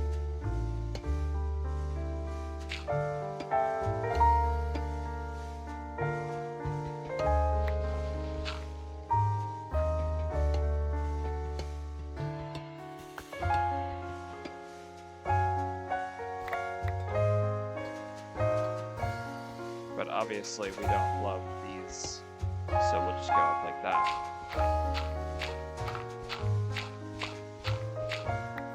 This might look a lot smoother this way.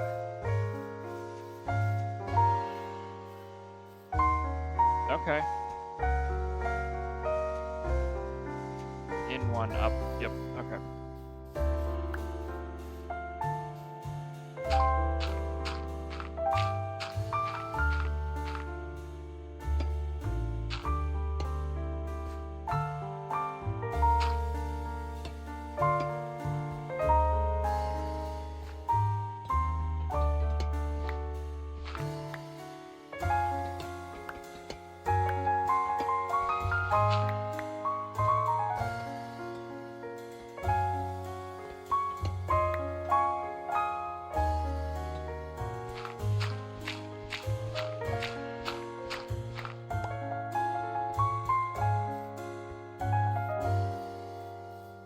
I love that. I love that a lot. And it fits better with the style. And the sun, what the fuck? Holy cinematic. Okay, let me once again get kind of a wide shot here. Really good, really, really, really good. Okay, here's the plan. Here's the mental plan, at least. I want to build a big rectangle, because if we're still going off the reference, right? The reference has one big rectangular building, and then it continues the dome kind of thing at the top. So I'm thinking that we kind of replicate that same idea. So the plan for the next time is make a rectangle. We don't need to go in any farther. Just make the rectangle. Connect it however. We don't have to worry about symmetry based on sides. So just build it maybe... Yeah, that'll work. I think. And if it doesn't look good, you can always fix it.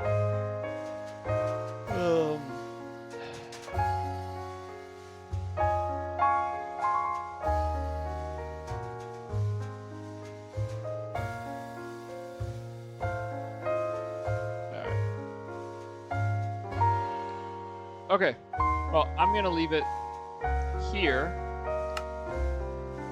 Let me just stop the music. Close all the...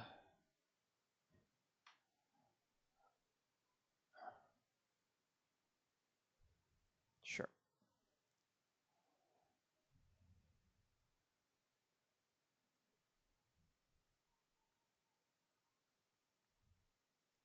Okay. All right. Well, this was fun. We made so much progress today. Like, guys, think about how much time would have been wasted if I spent the entire stream mining copper and getting coal to smelt it.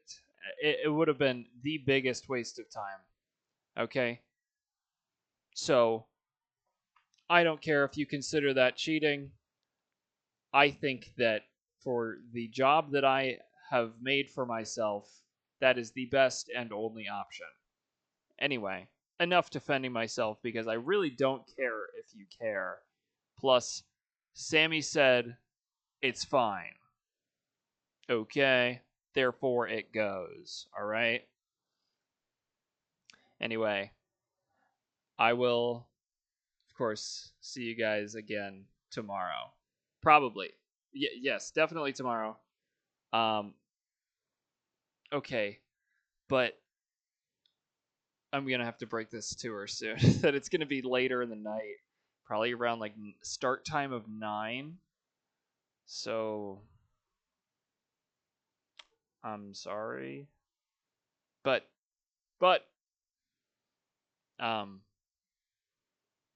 Saturday should be normal time-ish. Maybe around 9 again. Sunday will be completely back to normal, though. Yeah. Yeah, Sunday will be good. But yeah, should be good. All right.